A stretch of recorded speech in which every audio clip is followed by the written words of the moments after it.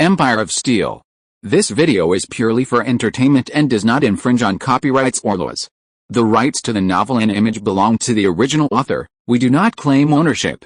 Don't like waiting and want to listen to this fanfic in full now? Subscribe to our Patreon, where you'll find the best fanfics. Chapter 201 Argument.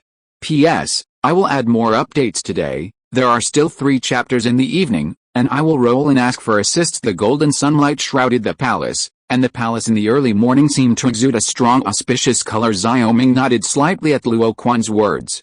He didn't agree with handing over the artillery to the imperial army, but agreed with Luo Quan's distrust of the vassal kings. This is what a loyal general should say, and it is also a reason worthy of his wooing this artillery production technology. This king will not give it to anyone. Xiao Ming answered Luo Quan's words with a firm tone. His Royal Highness, you. Luo Quan showed a puzzled look, even a little sullen. It made sense to say this to other vassal kings, Xiao Ming, but he also said the same to the royal guard directly under the royal family. He really couldn't understand. Lu Fei heaved a sigh of relief when he heard Xiao Ming's words behind him. He was really worried that Xiao Ming would accept it all at once, and Luo Xin seemed to be thinking about something. Luo Quan's reaction was expected by Xiao Ming, and when he said that in the court later, the reaction of the ministers would definitely be greater than his. But before that, he needs to win Luo Quan's support for him in the court later. He explained, the court of the general is no longer the court of the royal family. How can this forbidden army be the forbidden army of the royal family? The general asks himself, are the forbidden army now loyal to the royal family? Luo Quan was immediately speechless. He said, that's not the case. Most of the generals in this forbidden army are descendants of nobles from other vassal states. In this case, what is the difference between handing the artillery technology to the imperial army and handing the artillery technology to the vassal kings? Xiao Ming said lightly. Luo Xin echoed, yes, Dad, what your highness said is right. This artillery technology is in the hands of the vassal kings. It is estimated that it is only a matter of time before the barbarians get the artillery technology.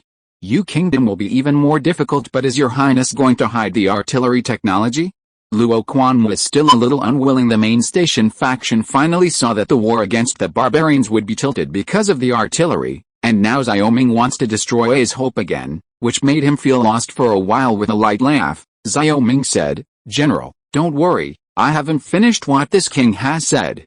Whether it is the forbidden army or the vassal king who is defending against the barbarians in the north, what is needed is artillery rather than artillery technology.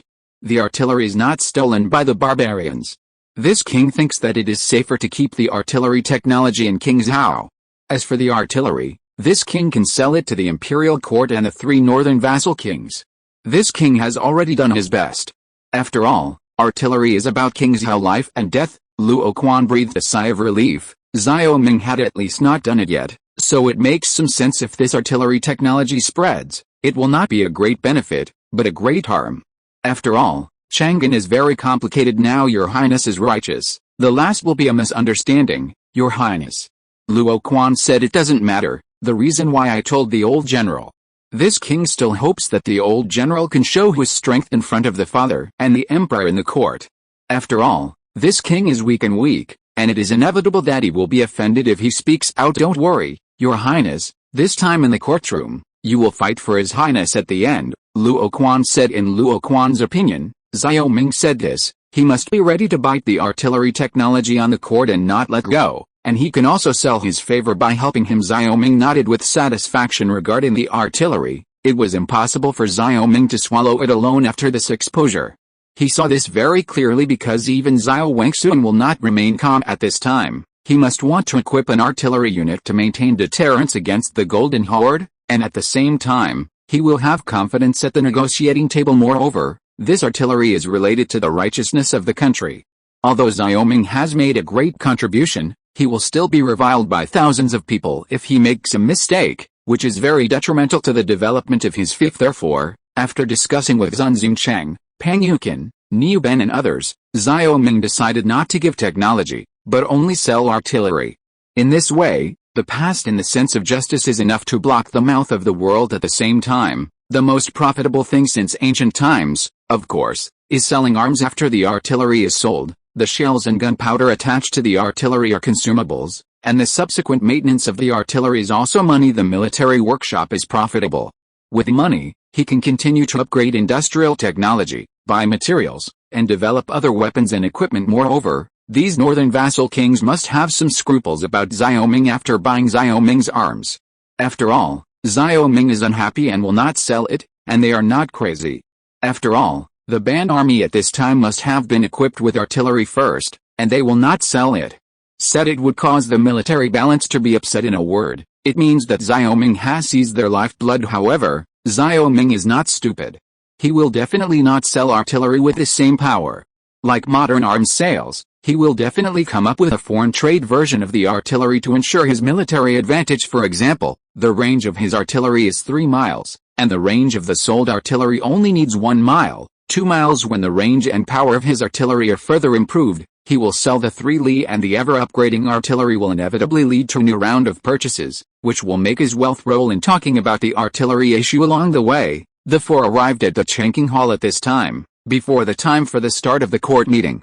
The ministers gathered in 2s and 3s in the Changqing Hall to speak. The arrival of Xiaoming immediately attracted the attention of the ministers, and many generals immediately flocked to greet Xiaoming. Many of the generals here, Xiaoming, did not know each other, but they still greeted them one by one. Nephew, Xiaoming was chatting with the generals when suddenly a familiar voice came, and then Xiaoming saw a fat man squeeze in, not someone else, but King Wei. My nephew, I have been waiting for you in this Chang'an city for many days. King Wei came up and patted Xiaoming on the shoulder, looking intimate. Xiaoming's shoulder hurt when he was patted by King Wei. This time, Xiaoming's victory in Kangzhou was the first credit, and King Wei also touched it. He had already heard Feng Deshu say that King Wei had written to Xiao Wengsun about the supply of coal, iron, saltpeter and other materials. So now what King Wei wants to see most is Xiaoming, for fear that Xiaoming will not cooperate with him in the court. In fact, he wanted to visit Xiaoming yesterday, but Xiaoming was always in the palace, and when Xiaoming came back, Chang'an City was under curfew, so it was inconvenient for him to come out. Uncle Sanhuang, if it wasn't for the delay yesterday, I was going to visit Uncle Sanhuang. I would like to thank the Uncle Sanhuang for the support of food and grass for this great victory in Kangzhou. Xiaoming was naturally clear about King Wei's thoughts. Kangzhou has defended, and he will develop the economy and develop greatly, which is also necessary to have a close friendship with King Wei. Although they hate each other to death, it is still necessary to achieve harmony on the surface. After all, who wants to live with Yin Zi? Chapter 202. Ha ha ha! Hearty laughter rang out in the Changqing Hall, and King Wei smiled all over his face. This Xiaoming unexpectedly gave him face today. He pulled Xiaoming aside and said, "My nephew, this Kangzhou victory, my nephew should be the first credit, but the uncle has given you a lot of money, grain and materials, and this credit is also a little bit. My nephew must be merciful." Uncle Sanhuang, this time, the father and I asked you and I to guard Kangzhou together. This credit is naturally the two of us. This time we naturally have to advance and retreat together. Uncle will also fully support me later. Oh, my nephew, please tell me. Wei Wang was delighted, and Xiaoming also asked him to do it easily. Xiaoming smiled mysteriously. With the intelligence of Uncle Three Emperors, I will naturally understand later. The two were talking when Feng Deshu suddenly walked in from outside the hall and shouted loudly, "The Emperor is here." At this time, the ministers immediately returned to their positions and stood up, while Xiaoming and King Wei stood in the same position as the other princes. When Xiaoming greeted the ministers, these princes kept looking on with a cold face. After Xiaoming came over, the princes bowed politely to him. He did not agree with the attitude of these princes, but the same is true of the prince. He couldn't help sneering in his heart. No wonder they said that the prince was just a muddy man who couldn't support the wall. Empress Zhao was determined to win her over for him, and the prince didn't even understand basic etiquette. Long live my emperor, long live, long live. Xiao Wengsun sat down on the dragon chair, and everyone cheered long live. When the voice fell, Xiao Wengsun set his eyes on Xiaoming. My dear fellows, I must have met King Qi and King Wei earlier this morning. The great victory of Kangzhou raised their country's might, causing the barbarians to retreat in embarrassment. For decades, our country of Great Yu has never had such a victory. This time I summon King Qi. We came to Chang'an with the King of Wei for the purpose of discussing merit and reward. Xiao Wengsun was in high spirits, looking at Xiaoming and King Wei with a deep smile. King Wei's face was bright, and he said in a loud voice, "Your Majesty, as a vassal king, it is our inner duty to guard the frontier and defend the enemy. If the Battle of Kangzhou hadn't been supported by your Majesty, the minister and the King of Qi would not have been able to achieve the victory we have today. Xiao Ming glanced at King Wei, thinking that this King Wei is really old-fashioned, and he also gave Xiao Wangsun a hug while being modest. He also said, Uncle San Wang's remarks are justified. If this great victory in Kangzhou hadn't been supported by the emperor's father, the land of Kangzhou would have been included in the territory of the barbarians, let alone the Battle of Kangzhou, nor the great victory. Therefore, this Battle of Kangzhou is said to be the merit of the son and the minister, rather than the merit of the father. Although the father is in Chang'an, he has devised a strategy and won thousands of miles away. Absolutely, go east of the river, mighty and mighty. The ministers were dumbfounded one by one, and in the entire Chengqing Hall, only Xiao Ming's scalp-tingling flattery was left on the dragon chair. The curvature of Xiao Wangsun's mouth is getting bigger and bigger, and he is almost embarrassed by what Xiao Ming is touting. But I have to say that Xiao Ming's flattering words are unconventional, and they sound like an article. Ha ha ha. Xiao Wangsun endured for a long time, and finally laughed at this time. Xiao Ming closed his mouth and flattered him. Can King Wei's brain have more jokes in the technology library? And the civil servants headed by Kui Hao were even more uneasy. They were already shameless enough. The prince and other princes were all uncomfortable. This Xiao Ming was inexperienced before, and he didn't even say a few words of flattery. When did he become so powerful? King Wei was stunned for a moment, and gave Xiao Ming a secret thumbs up. There is no emperor who doesn't like to be wearing a high hat, not to mention Xiao Ming ceded most of his achievements to him. He said, King Qi, you don't have to be too modest. Although this battle was decided by me, it was you who fought this battle. In terms of credit, you still get the first credit. Tell me, what reward do you want? Before coming back, he and Pang Yukin and others had already discussed this reward for officials. Such merit must be promoted and rewarded with gold and silver, but for a vassal king, promotion must not be promoted, and the gold and silver will not be too much, and it is meaningless to ask for it. The most important thing now is to plan ahead for the future strategy, so he said, report to the father and the emperor, and the sons and ministers do not want to award rewards. Although the barbarians lost this time, it was only a small defeat, and the damage was only the skin. In the future, Kangzhou City will still be dangerous. If you want to protect the safety of the fiefs of the sons, the only way is to take back Shanhaiguan. So the sons are planning to drive the barbarians from Yaozhou and other places out of Shanhaiguan, thus breaking the road for the barbarians to go south. But at this time, they need the father to agree to the son. One thing: when Xiao Ming said he was going to take back Shanhaiguan, the ministers immediately whispered, and many of them showed ridicule. It is well known that this barbarian is not good at attacking cities. In addition to occupying the advantages of defending the city, this victory was also due to the artillery factor. But fighting barbarians on the steppe is two different things. Anything, even if you say it, what the father can promise you will definitely do. Xiao Wangsun said. Xiao Ming's ambition made him very happy. My son is going to establish a cavalry called Guanyin Iron Cavalry. These cavalry will employ the people of the former Yaozhou land. In order to stimulate the morale of these soldiers to regain their homeland, my son promised that if they can retake Shanhaiguan, they will be rewarded. Their land in Yaozhou. Xiao Ming said sternly. Xiao Ming's voice just fell, and suddenly one of the civil servants stood up and said, Your Majesty, it is absolutely impossible. King Qi's intentions are sinister, and his heart should be punished. If you agree to King Qi, it means that the land of Yaozhou has become the bag of King Qi. In this way, the fief of King Qi has become the largest vassal state of the great Yu Kingdom. What Dr. Kui said is really a joke. In the hands of the barbarians, Yaozhou and other places are like raising the barbarian soldiers and horses. Even if the King of Qi can drive away the barbarians in the pass, the King of Qi is also a royal clan, which is more important. Can Dr. Kui tell the difference? A civil servant came out, and this person sneered at Kui Hao. Fang Shangshu's remarks are justified. Some courtiers have a bad mind. Sometimes they really doubt whether he is an official of our great Yu Kingdom or barbarian official.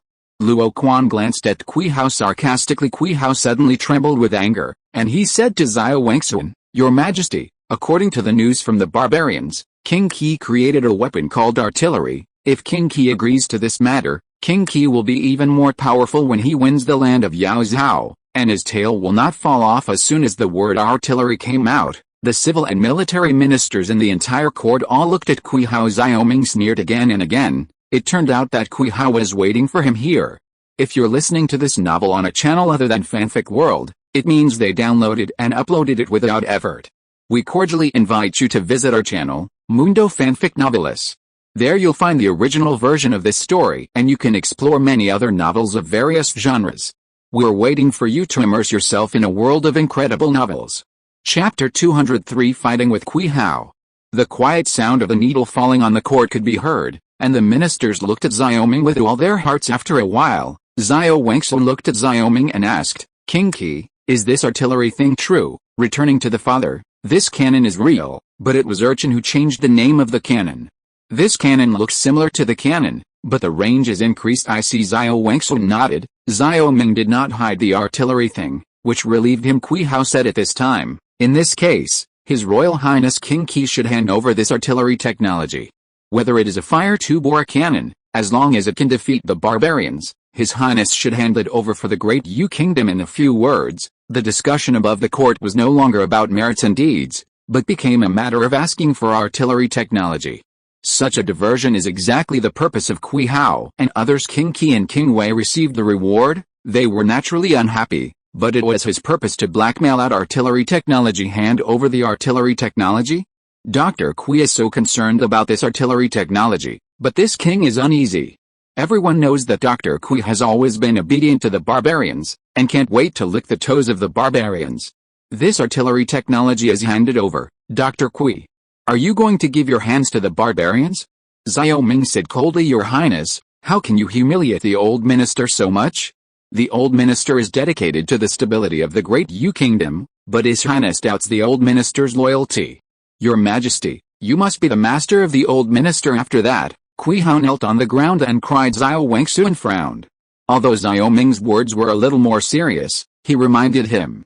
He said, King Qi, why hasn't your temper changed at all? And you still haven't apologized to Dr. Kui. Father, my son is right. How can I apologize? The important weapon of the country. How can I easily show it to others? Now that Dayu is worried about domestic and foreign aggression, my son accidentally found a way to increase the range of the torch, but Dr. Kui the minister handed over the technology. Let me ask the royal father, if the technology is handed over, can Chang'an's equipment department ensure that the artillery technology will not be leaked? There are not a few people in Dayu who collude with the barbarians.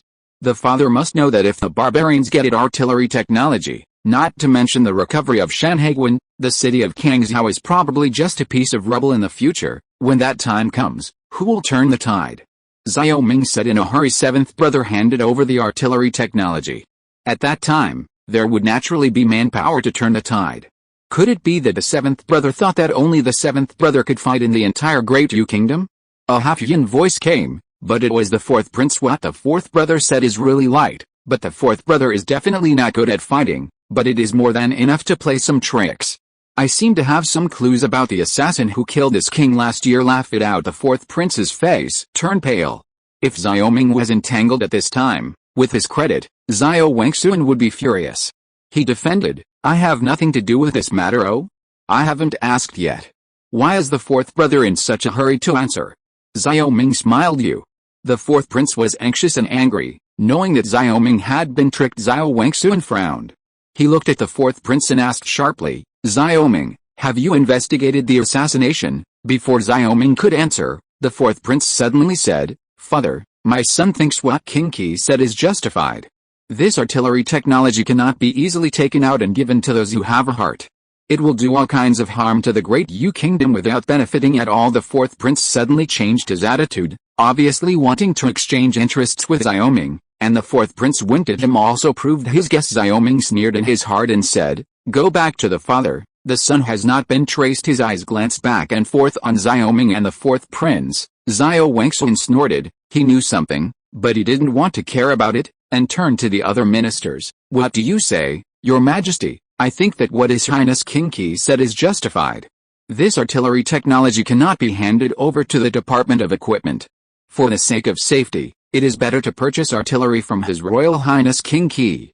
In this way, the Forbidden Army can not only obtain artillery, but also the artillery technology. It's safe. Luo Quan came out to help. In fact, Xiao Wengsu already had a shot in his heart that this was an excellent opportunity to strengthen the imperial power. He naturally knew that it was very dangerous to hand over this artillery technology to the equipment division, so he had no intention of handing over this artillery technology to the equipment division from the very beginning. Over the years, he has felt that his body is gradually not as good as before, and he also understands that there are shadows of different vassal kings behind the battle of the princes at this time. He suddenly remembered the words of Xiao Yuanzi, the great ancestor, that the battle between princes is an internal affair of the royal family. And this different surnamed vassal king is a matter of the great Yu kingdom. It would be better for the princes to kill each other and leave the strong to rule the great Yu kingdom. We cannot let the different surnamed vassal kings seize the royal power and change the dynasty because of this. He finally decided not to ask for artillery technology. These princes who had the support of the vassal kings behind them would get the artillery technology and hand them over to the vassal kings behind them as soon as possible. The same is true for those ministers with bad intentions, and Xiao Ming will definitely protect the secret of the artillery with all his strength for his own safety. Your Majesty, my younger brother also thinks what King Qi said is justified. This artillery can't be given indiscriminately. It would be dangerous if it were in the hands of the barbarians. After holding back for a long time, King Wei finally decided to help Xiao Ming. After all, Xiao Ming is also his own family, and he is even less fond of those vassal kings with different surnames. The words of King Wei made Xiao Wengsun make up his mind. He said, "The artillery matter is of great importance. For the sake of safety, this artillery technology will remain in King Zhao, but if the Forbidden Army purchases artillery, you can't shirk it." Xiao Ming was overjoyed. The artillery thing seems to be over. And Xiao Wengsun seems to be very shrewd. This artillery can not only deter the barbarians, but also threaten the monarchs with different surnames the more fiercely. Dr. Kui shouted, the more anxious the vassal kings with different surnames were. Sure enough, when Kui Hao heard the words, his face was ashen. Father is wise. Xiao Ming patted the horse again. Xiao Wengsun nodded. He had long known that Kui Hao wanted to mention this artillery, and deliberately let Feng Deshu release his request for artillery technology. Sure enough, in the hall today, Kui Hao shouted loudly. It's just that Kui Hao is still a little tender to him. He just borrowed Kui Hao's mouth to draw out the artillery, and it is logical to ask Xiao Ming to provide the artillery. There is no need to discuss the matter of artillery again. I will discuss this matter with King Qi. This time the early court is a reward for meritorious deeds, not to make things difficult for King Qi. Otherwise, wouldn't this chill the hearts of the soldiers in the Battle of Kangzhou? Xiao Wengsun, there was anger in the words. Kui Hao was extremely angry in his heart. He had always been good at guessing Xiao Wengsun's thoughts, but he did not expect to leave Mei Chang this time. However, he still didn't give up and said, Your Majesty, this artillery technology cannot be handed over to avoid leakage, but the land of Yaozhao really cannot be handed over to King Qi like this. In that case, Dr. Kui, take you back Yaozhao from me, and you. Whoever has the ability to take Yaozhao back to me, this Yaozhao belongs to me. Xiao Wengsun was furious and stood up abruptly. Chapter 204 Small Victory. Your Majesty's forgiveness. When all the ministers saw Xiao Wengsun so angry before, Kui Hao shivered with fright and immediately pleaded guilty. HMPH, all of you standing on the dry bank with high-sounding appearances, do you think I'm really a fool? You can't take back the land of Yaozhao, that's the territory of the barbarians. Xiao Wengsun continued. Then he glanced at the entire Chengqing Hall and said, Since you don't agree with King Qi's method, yes, now I will give you a chance. No matter who wins the land in Yaozhao, I will reward that land to whoever you dare. The civil servants headed by Kui Hao suddenly shrank their heads and dared not speak.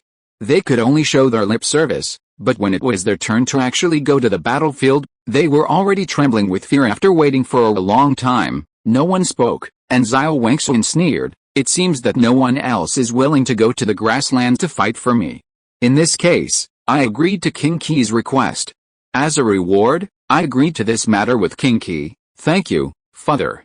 Xiao Ming bowed and said, I have to say that Xiao Wengsun just now finally looked like an emperor, and his domineering side leaked. Xiao Wengsun sat down on the dragon chair again, and then looked at King Wei. King Wei, what reward do you want, Your Majesty? My younger brother is just wondering if King Qi can also sell some artillery pieces to his younger brother. King Wei hesitated and said, hearing the words, the third prince said vigilantly, Uncle Sanhong, King Zhao, King Liang and other northern vassal kings need artillery to defend against the barbarians. King Wei, the third prince is right. What do you want this cannon for? Xiao Wengsun also frowned. King Wei sighed at this time and said, the emperor does not know anything, but my brother wants this cannon to defend against Japanese pirates from the sea. In recent years, The merchant ships that my brother has gone to sea are often looted by Japanese pirates, and there are even Japanese pirates and the coast is raging, and the ministers and younger brothers are suffering, and every time these Japanese pirates land in the thousands, tens of thousands, and they return to the sea after looting, it is really a headache. Speaking of the Japanese pirates, the third prince suddenly stopped talking, because the fief of the king of Chu was also attacked by Japanese pirates.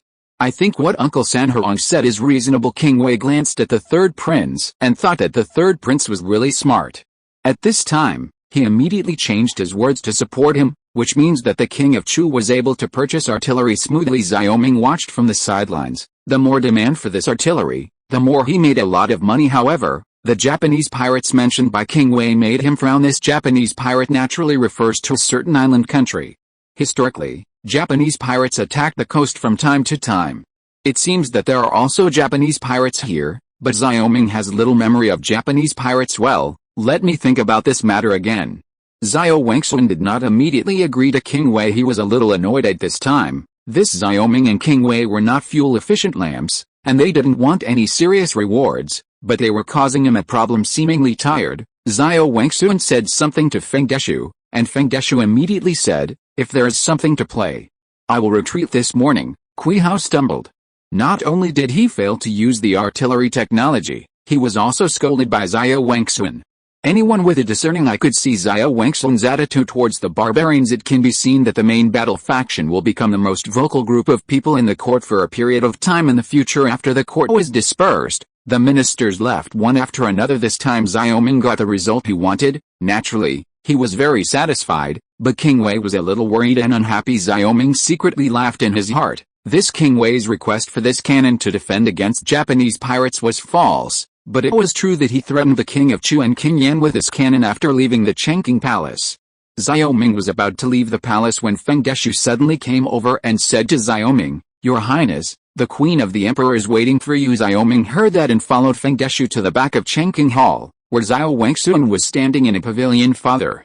Xiaoming bowed and said. Xiao Wengxun turned around, looked at Xiaoming and asked slowly, "There are only you and my father and son here. Tell me the truth, what is the power of this artillery?" "Father, my son does not dare to talk nonsense. This artillery is evolved from the torch, and it is more than 10 times stronger in terms of power and range.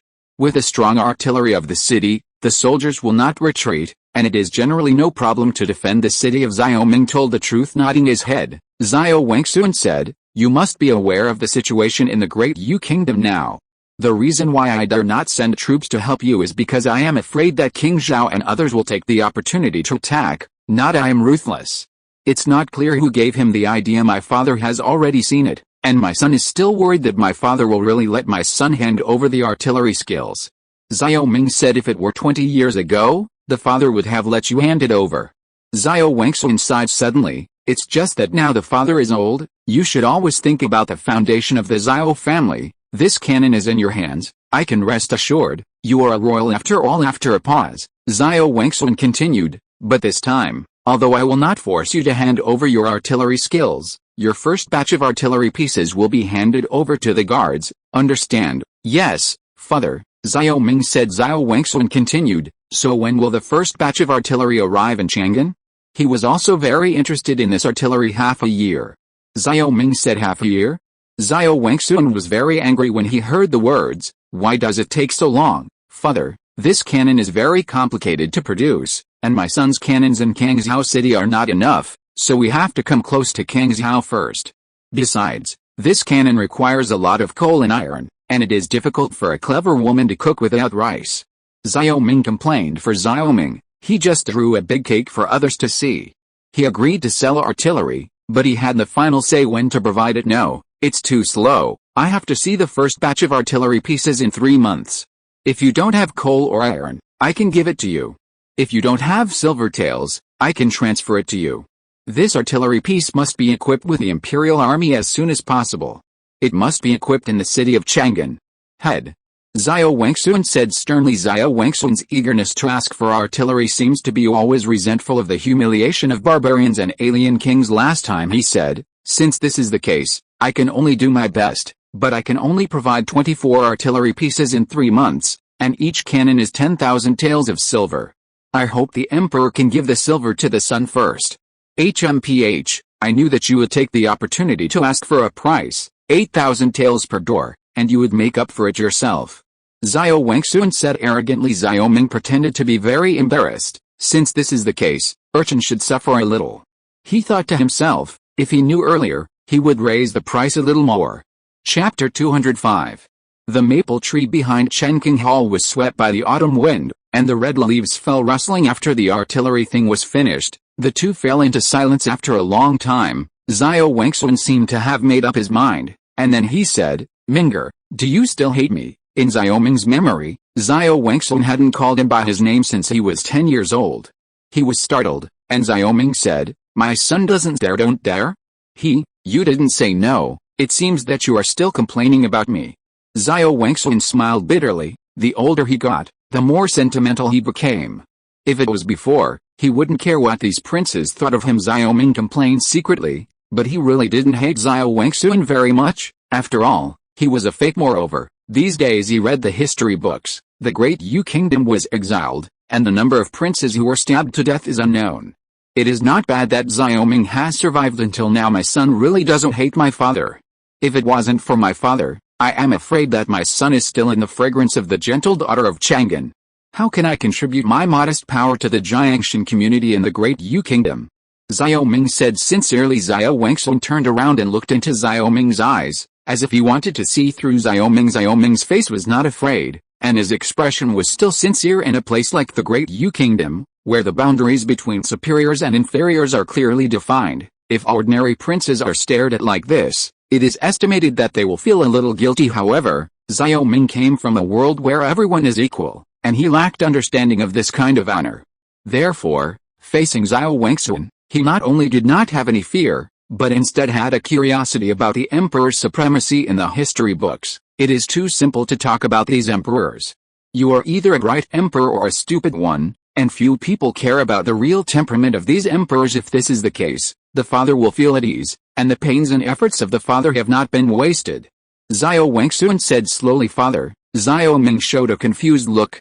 At this point, Xiao Ming knew very well what Xiao Wangsun was going to say. Sure enough, Xiao Wangsun said, among the concubines and concubines, only your mother and concubine have no background. Similarly, among the princes, you are the only one who has no background. If your father had left you in Chang'an, you would have been domineering at the time. Character, I don't know when I will die. However, the royal father has to admit that at that time, because of your surly temperament, the royal father really hated you.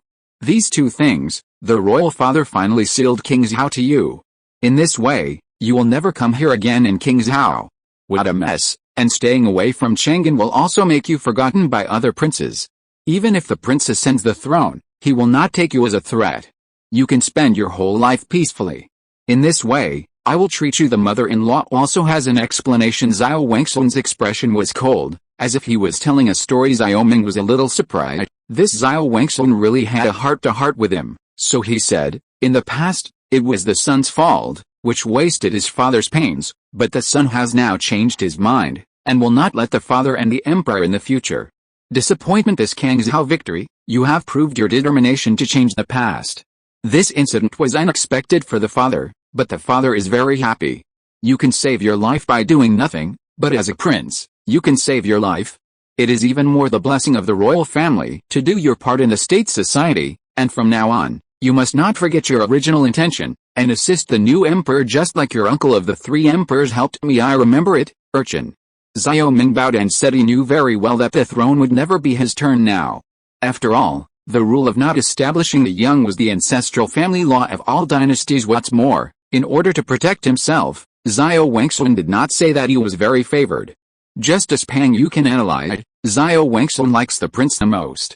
For him, Xiao Wangsun is just fulfilling the responsibility of a father, and it was also to prevent his mother concubine Xianfei from worrying. But for Xiao Ming, he doesn't care about this, because now Xiao Wangsun's attitude towards him has obviously changed.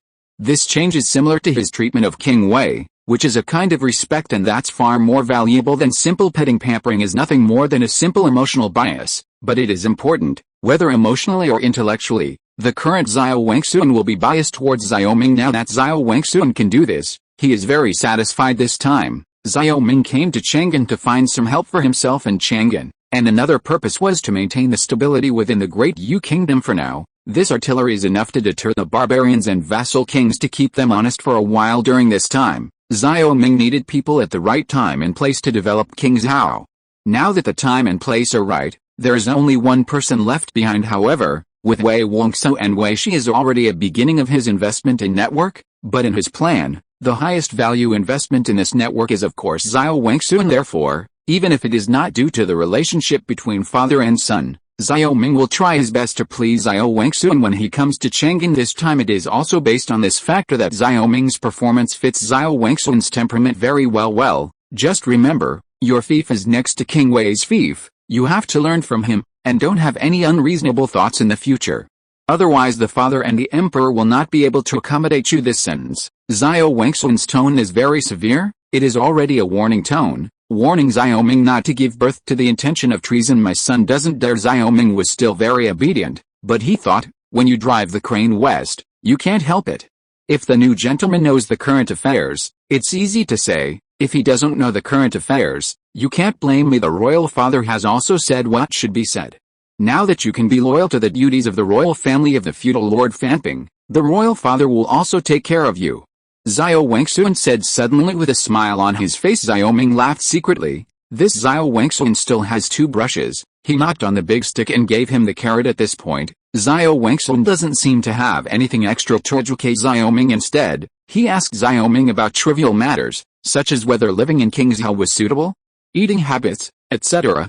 These topics are not big, but they are a father's concern for his children. Compared with the previous words, these words made Xiao Ming feel that the two were still like father and son. However, when he was in King Zhao, Xiao Ming just used the impression in his memory to speculate on Xiao Wangsun.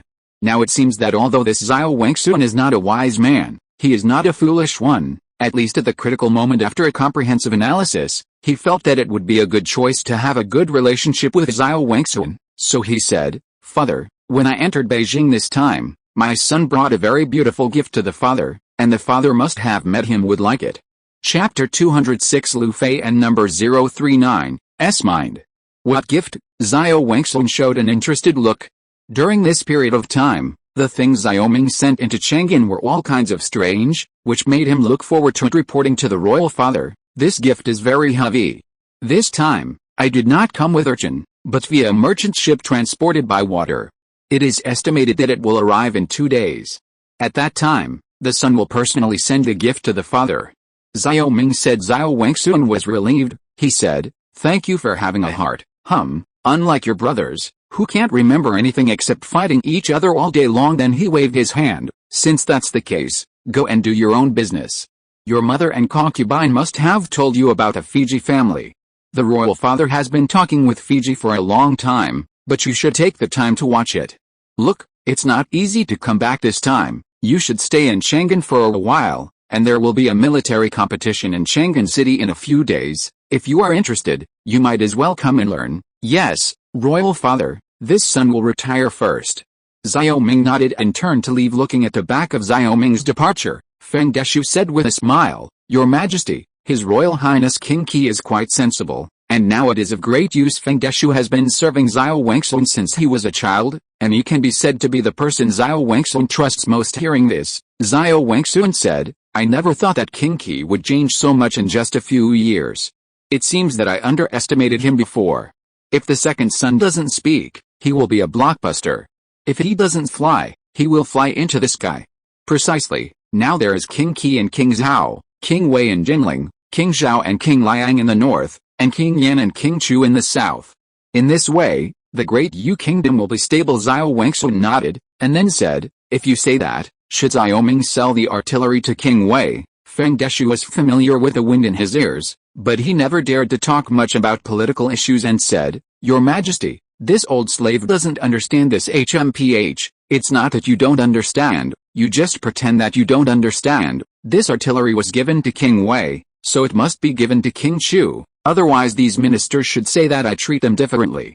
Thinking of this question, Xiao Wangsun had a headache. Feng Deshu rolled his eyes and said, "Why should the emperor be so troubled? Our Chang'an does not produce artillery pieces, and His Majesty is also powerless." "Well, That's right. Xiao Wangxun suddenly laughed. Since that's the case, let's leave this question to King Qi. It's a trouble for me, but for him, it's an opportunity to make money. 8,000 taels, he really dares to ask for it. I estimate that the price of this cannon is only 10 times the price of the torch. At most 2 or 3,000 taels is enough, and it should be enough for him to save us a few troubles. If Xiao Ming heard this, he would be shocked, and he felt that Xiao Wangxun was not simple, because according to this historical record, the red-clothed cannons in the late Ming dynasty were only about 2,500 taels, and the artillery produced by King Xiao Equipment Division is basically at this price at this time. Xiao Ming had already left the palace, and Lu Fei was waiting for him outside the door. Where's Luo Xin? Why wasn't he with you? Xiao Ming asked. Lu Fei said, General Luo took him away, and when he returned to Chang'an, he felt like a duck to water. Your Highness will take care of him. Xiao Ming looked up at the sun, and then at his own shadow. It is estimated that it is only 9 o'clock now, and the day has just begun. Thinking of concubine Zhen and Xiao Wangxun's words, Xiao Ming hesitated whether to go to the Fiji home. However, when I remembered that most of the things I brought from King Xiao had not arrived, I gave up my mind. He was thinking about it when he suddenly saw Lu Fei's expression a little awkward. He seemed to be hesitating for something, and asked in surprise, What's the matter? Hurry up if you have something to say. Hurry up if you have a fart. Lu Fei suddenly laughed and said, Your Highness, they all say that Chang'an is a prosperous land of flowers and willows, a rich and gentle town. This time it is rare to come to Chang'an to receive a reward. Does your Highness want to take the commander to experience it? Come on, you just said that you want to go shopping in the Green Building. You still have to go around so many detours. Xiao Ming said directly. In places like the Great Yu Kingdom, it is normal for a man to have 3 wives and 4 concubines, just like modern monogamy, and it is also protected by law. It's a matter of time that men are superior to women, but the most practical problem facing the ancients is that there are many boys and girls in this era. Whether it is war, disease, or hard labor, the most dead are always men. After all, every time the war is mobilized, the strong men are always captured. Especially in his King Zhao, the barbarian rebellion 3 years ago led to an imbalance between men and women on the fief, so in this era, Xiao Ming could not encourage monogamy, because it was no different from implementing family planning for him. What he needs most now is population. Without the support of the population base, it is difficult for a country to achieve a complete industrial system. Why only a few big countries have a complete industrial system in the contemporary era, and those small countries are just subsidiary processing plants, only because the population limits the potential of the country, and the large number of people in a large country also means that there are many talents. Only when there are many talents can we develop in an all-round way. So, after thinking about this, he gradually acquiesced to the system of 3 wives and 4 concubines in the Great Yu Kingdom. After all, what he needs is the population. Only when the population is large can he have enough soldiers to encircle the world. After all, the policy is made according to the actual situation, not just based on preference. No, this king can't take you to those places. Facing Lu Fei's hungry eyes, Xiao Ming shook his head firmly. Lu Fei looked reluctant and muttered, Your Highness really only allows state officials to set fires and not allow people to light lamps. HMPH, don't you have any brains? Naturally, you can't go to the private greenhouse. Officials of the imperial court are not allowed to go to the Jiafeng division. Xiao Ming glared at Lu Fei, and like the 3 wives and 4 concubines, it is also a very normal thing to visit the greenhouse in the Great Yu Kingdom. However, in the Great Yu Kingdom, officials are strictly forbidden to go to private greenhouses. But they can go to the Jiafeng division. The women in the Jiafeng division are called official prostitutes.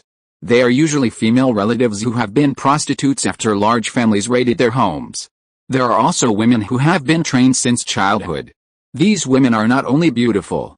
In order to meet the needs of civil servants, all official prostitutes are generally poetry, calligraphy and painting, etc. On weekdays, officials will go to this place for social gatherings and banquets. Lu Fei's eyes suddenly glowed green, and he naturally knew that this Jiafeng secretary was much more elegant than the folk King Lao. After all, these women served were high-ranking officials in the DPRK. Hey, Your Highness, it was the subordinate who misunderstood His Highness. Lu Fei smiled and looked at Xiao Ming with expectant eyes. This king still can't go. Xiao Ming hesitated and said again. Lu Fei rolled his eyes. His Royal Highness might as well not say, Isn't this the appetite of the generals? Chapter 207. On Suzaku Avenue, Xiao Ming and Lu Fei walked slowly one after the other. Now in Chang'an, Xiao Ming thought about King Zhao's affairs, but he couldn't go back until the matter was dealt with at this time. Everything is light, and it is really boring here in Chang'an. Otherwise Lu Fei would not be so idle that he wanted to go to the King Lao to relieve his boredom. Facing Lu Fei's slightly resentful eyes, Xiao Ming explained with a smile, the royal father's marriage is imminent, and it is really inappropriate to go to the place of fireworks at this time. You might as well go with Luo Xin. To be honest with your highness, it was this kid who talked a lot of these kinds of things with the last commander just now, and the fire of the last commander was hooked. Who knew that this kid would be taken back by General Luo? Xiao Ming hated his teeth itching, he said while Lu Fei suddenly remembered this. It turned out to be Luo Xin, the corrupt son of the powerful. The two were talking when suddenly Luo Xin's voice came from far away, and he came to the front in a short while. At this time, Xiao Ming said strangely, Lu Fei didn't mean that General Luo took you back. Why are you back here, His Royal Highness? I just went to ask some things.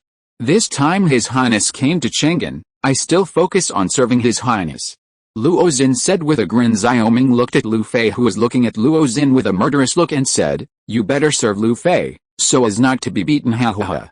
Lu Fei's appearance made Luo Xin laugh, and he said, Your Highness, the last will know that His Highness is going to Fei's house recently, so this Jiafeng's secretary naturally cannot go, or my father will not take me killed, but your Highness seems to have forgotten what day is today. What day? Xiao Ming asked in confusion. September 9th is the Autumn Festival.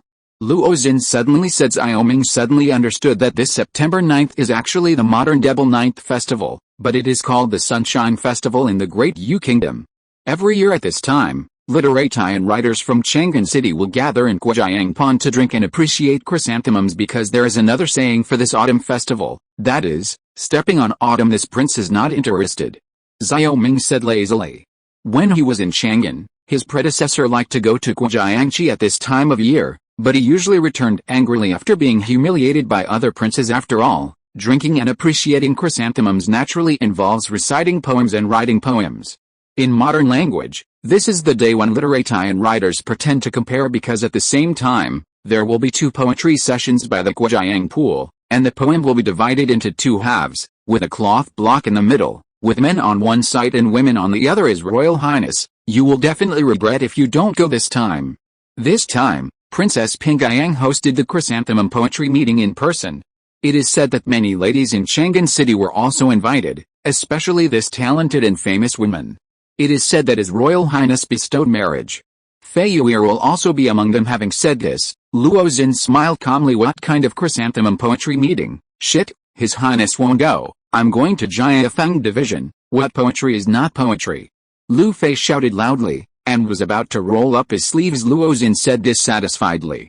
It's more important to you or your highness. It seems that your little black house has not been closed enough. Speaking of this, Lu Fei suddenly became anxious. Try mentioning the little black house again. Seeing that Lu Fei was really in a hurry, Luo Xin immediately softened, and he said solemnly, it is useless to go to the Jiafeng Division at this time, because on this day, all the outstanding officials and prostitutes in the Jiafeng Division also went to Guojiangqi. When the time comes, I will take you to find a painting boat. Hearing this, Lu Fei immediately turned his anger into a smile. It's fine to say no. Earlier then he looked at Xiao Ming. His Royal Highness, let's go. This Fei family woman doesn't know whether she is tall or short, fat or thin, ugly or beautiful. If she looks like a dominatrix, even the Fei family, for the sake of His Royal Highness, you can't marry a woman who is a virgin. So what can you do if you lift the hijab to scare His Highness out? Go, go, go. Luo Xin drove Lu Fei away like flies. I think I have seen Fei Yu'er's portrait back then, Your Highness. This is definitely not what Lu Fei said. Lu Fei laughed even more. What's the use of a portrait? I can't say that it is this Fei's Hongshu who is worried that his daughter will not be able to marry, so he deliberately made a portrait to deceive you, so that you can be haunted by your dreams and treat her daughter as her own. A treasure. Lu Fei didn't say anything, but Xiao Ming didn't murmur in his heart, but Lu Fei was really worried when he said this. After all, there are only a handful of people who have seen Fei Yu'er in Chang'an City. If Lu Fei's crow mouth said it, he would be too late to cry. Concubine Zhen found a daughter-in-law of the Fei family for herself, of course, for the safety of the rest of his life, but for Xiao Ming, he only needed to coax Xiao Wangxun for a few years at that time. Even if there was no Fei family, who could do anything about him? Besides, this is not free love, and there is no way to understand the virtuous temperament. In this modern day-to-day meeting and blind date, it depends on the appearance, not to mention that the basics cannot be seen before entering the bridal chamber. Thinking of this, he said, "Go." Of course, Luo Xin said with a smile, it is rare to have fun to join in, and there is no reason for Luo Xin, the children of Chang'an nobles, not to go since you insist on asking. Go ahead. Xiao Ming said. Luo Xin and Lu Fei were overjoyed and said, "Your Highness, please." After all, Xiao Ming returned to the yard where he stayed in Chang'an and changed into his casual clothes, while Lu Fei and Luo Xin also went to change their clothes, and the three of them met in Guojiangchi. Your Highness is going to Guojiang Pond, right? Aster seemed to know everything. How do you know? Xiao Ming asked strangely. Today is September 9th. In previous years, His Highness would go there every year. Now, His Highness is fine. Where do you go if you don't go to Guojiang Pond? Ziwen said softly. Luo's face flushed with excitement. His Royal Highness, take us there too. At this time, most people buy maltose by the Guojiang pool. Aster heard the words and said, His Royal Highness, just take us there. It's too boring to stay in the yard. After thinking about it for a while, Xiao Ming thought that the poem would be divided into two halves. If he couldn't see Fei Yuer by then, maybe he could ask Aster and Luo to mention him at the women's poetry conference. So he said, okay, but you can't run around at that time. This poem will be mixed with fish and dragons, and many powerful children have bad intentions. Yes, Your Highness. Aster and Luo smiled happily. After changing their clothes, the three master and servant took the guards, who also changed into casual clothes, and went to Guojiang Pond. Generally speaking, the poetry meeting lasted from noon to evening. At this time, it was the time when people went to Guojiang Pond. On the road, Xiao Ming saw many gorgeous carriages heading towards Guojiang Pond. Xiao Ming is not in a hurry. He admires the scenery of Chang'an all the way and thinks about how to expand the business into Chang'an's market. After all, according to the statistics of the Chamber of Commerce, almost a quarter of King's House products are sold in Chang'an this year. The city's terrifying spending power. Chapter 208. Guojiang Pond. P.S. I would like to thank Yang 199,174 for the reward for the leader of the alliance today. I will continue to add updates to the leader for the next 2 days. At the same time, I would like to thank Ju Soul Order, Pao Sen, Sun Zia Oshu, Wushu King, Zian 5, Come to Big Wrist, Like Hilb, Undead Guy Birds, Zhang Rui Smita and other book friends are rewarded. Endless Vicissitudes. Purple Star Kevin 93 is unaware of the Thousand Mists, the Bunny, the Kite, the Little Fat, Blue Fireworks, the Messy Rabbits, MR 88 Books, Worms, Libya 1649 King Ice Shirts. Because there are too many people, the snails are not listed one by one. Thank you for your support. Guojiang Pond, known as one of the 8 scenic spots in Chang'an, is the inner lake of Chang'an City. In Chang'an City, every spring and autumn, you can always see children of nobles, ladies and gentlemen playing here. And painting boats in the lake is like a Crucian cart crossing the river. Happy on the Guojiang River. And every year after the Imperial Examination Room and after the first, scholars often come together in groups to have a big banquet in Guojiang, drinking and having fun. In Xiao Ming's memory, this Guojiang Pond is the most lively place in Chang'an City. When the three of them arrived at Guojiang Pond, the grand scene here was just as he remembered. The Guojiang Pond was rippling with blue waves, and there were many painted boats on it singing on the lakeside. Autumn chrysanthemums are colorful, competing for beauty. Talents and beauties accompany each other. There are also the sounds of gongs and drums, such as vendors selling, juggling and performing arts. Snacks and delicacies are extravagant. Your Highness. On the Guojiang Pond Arch Bridge, Xiao Ming saw Lu Fei and Luo Xin, who were already wearing civilian clothes. Is this poem going to start? Xiao Ming asked directly. The purpose of his visit this time was very simple, just to see if he could see Fei Yuer's beauty for others. He is not interested, not yet. Luo Xin pointed to the front under the arch bridge and said, but it seems that a lot of people came this time. Xiao Ming saw that the place where Luo Xin pointed was already surrounded by silk and satin, and surrounded by a group of soldiers wearing golden armor. Needless to say, this is something that only Princess Pingyan can do at this time. The scholars were all blocked by the curtain, and one by one, the probes could not help but look inside. His Royal Highness, there are so many people, I don't think I will go to any Lao Shizi poetry meeting. Why don't you wait for tea in the painting boat with me? Lu Fei's scalp tingled when he saw so many. The two ignored Lu Fei, who was on the brain, and Luo Xin continued, it is said that the outstanding people of this poetry festival can swim in the lake with a princess. These scholars are all in a hurry. Xiao Ming said unhappily, then this poetry meeting is boring. I'm too lazy to swim in the lake with my aunt His Royal Highness. I haven't finished my words yet. I went to read it just now, but it says that there is no distinction between men and women, which means that the winning woman will also swim in the lake with Her Royal Highness the Princess. This Fei-Yu's talent is in Chang'an. The city is obvious to all, maybe it's time. Luo Xin laughed. Xiaoming frowned. Why is it so troublesome? Let me tell my aunt. Can she still not let me on board? Of course not.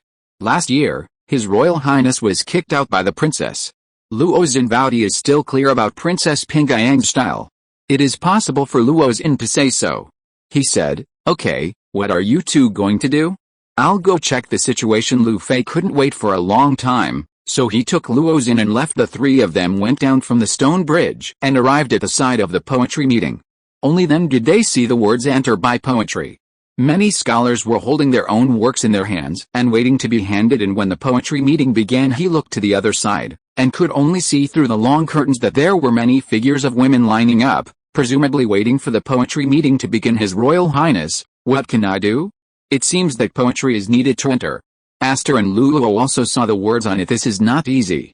This king is now teaching you a few poems. It is not easy for you to memorize them and get in there. Remember, you must ask Fei-Yu to see her appearance. Xiaoming said. Xiaoming is now just to be on the safe side. After all, he is likely to be recognized by a prince or a son of a powerful person. When Princess Pingyang learned the news, Fei-Yu knew that she was there and would definitely avoid it, but it would be too late. Therefore, he will let Luo and Aster go in first, and he will go in later. Yes, Your Highness. Luo and Aster smiled. Although they can also write poetry, they are really worried that their poetry is not as good as others. These Xiaoming's several poems have shaken Chang'an, and this time he made a move. It will definitely be no problem. After thinking about it for a while, Xiaoming decided to teach the two poems written by Shang Wenweiner during the Tang Dynasty. After all, it is a poem by a woman, which is very suitable for the two of them. Thousands of miles away, Lulengxiang was cold, and the moon fell on Jinpingsu. If you want to play the Jiangnan song, you are greedy for the book of Ghibli. There is no other meaning in the book, except that I have been away from home for a long time. This second poem is also the poem The Resentment of Chu Fei by Yao Yuhua, a talented woman in the Tang Dynasty. The beauty is not yet bright, and the autumn water is cold in the silver bottle. With her hand after reading these two poems, Aster and Luo looked surprised. The two poems looked like numerals made by women. One was The Resentment of Color Books and the other The Resentment of Chu Fei. These are the women's secret laments. Poetry, Your Highness, this. After being shocked, Aster and Luo looked at Xiaoming with strange eyes. If it wasn't for a glimpse of the future princess, Xiaoming wouldn't have taken out these two poems. Luo and Shiwen looked at him like a modern woman sees a man wearing silk stockings. After coughing twice, he said, I brought this from my mother-in-law, so hurry up. Only then did Aster and Luo suddenly realize that they quickly memorized these two poems. Then Xiaoming taught Li Qingzhao's slow voice. Searching and seeking to Aster at that time, you only need Aster to pass the customs. After all, Aster is smarter than Luo, and she can adapt to changes at that time.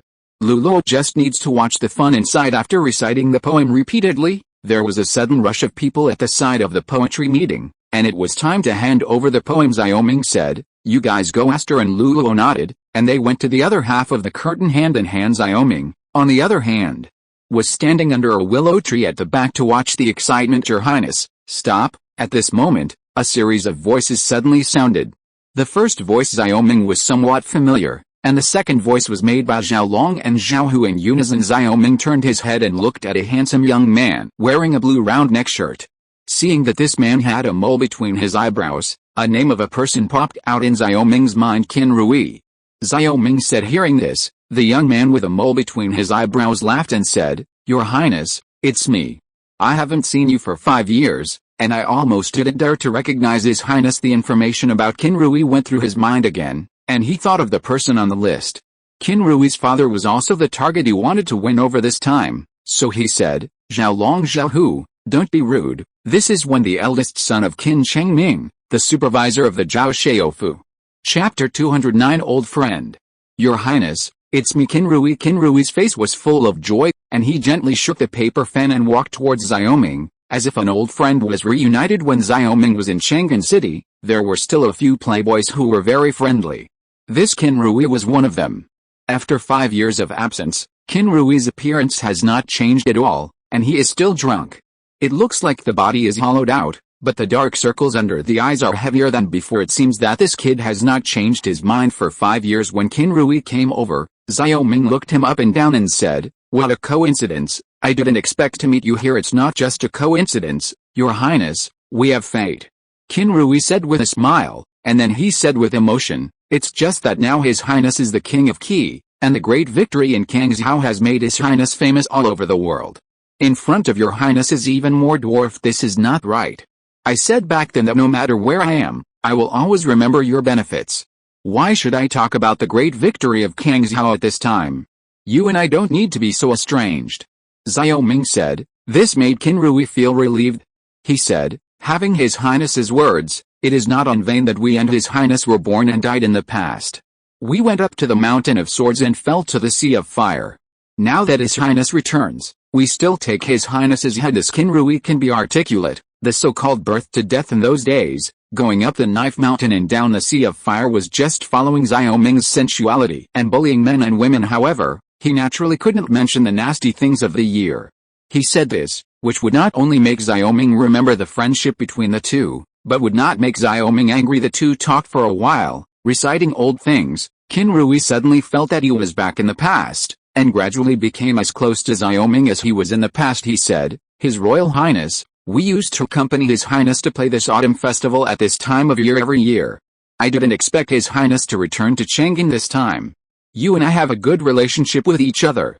Happy to go back this time." When Xiao Ming returned to Chang'an, one of the things in the plan was to win over people who used to have good friendships in Chang'an City. Although these people are dandies among dandies, like street gangsters, it has to be said that when they were 13 or 14 years old, this kind of friendship was even deeper. As the saying goes, we have carried guns together and visited prostitutes together. The former is gone, but the latter used to be a lot. The most important thing is that all of these scoundrels have extraordinary backgrounds, otherwise they would not have the courage to mess around in Chang'an City. Therefore, for Xiao Ming, restoring the relationship in Chang'an City is a relatively safe step, which is much better than visiting his old foxes. Besides, these playful children are now working in Chang'an City to some extent. For example, this Qin Rui is under his father Qin Chengming, and this Qin Chengming, as the supervisor of the Xiaofu, governs the handicraft industries of the Great Yu Kingdom, such as small-scale weaving, spinning, papermaking and so on. For Xiao Ming, the handicraft industry is his next step to revitalize Kangzhou's economy. In the future, he must not deal with this young mansion supervisor.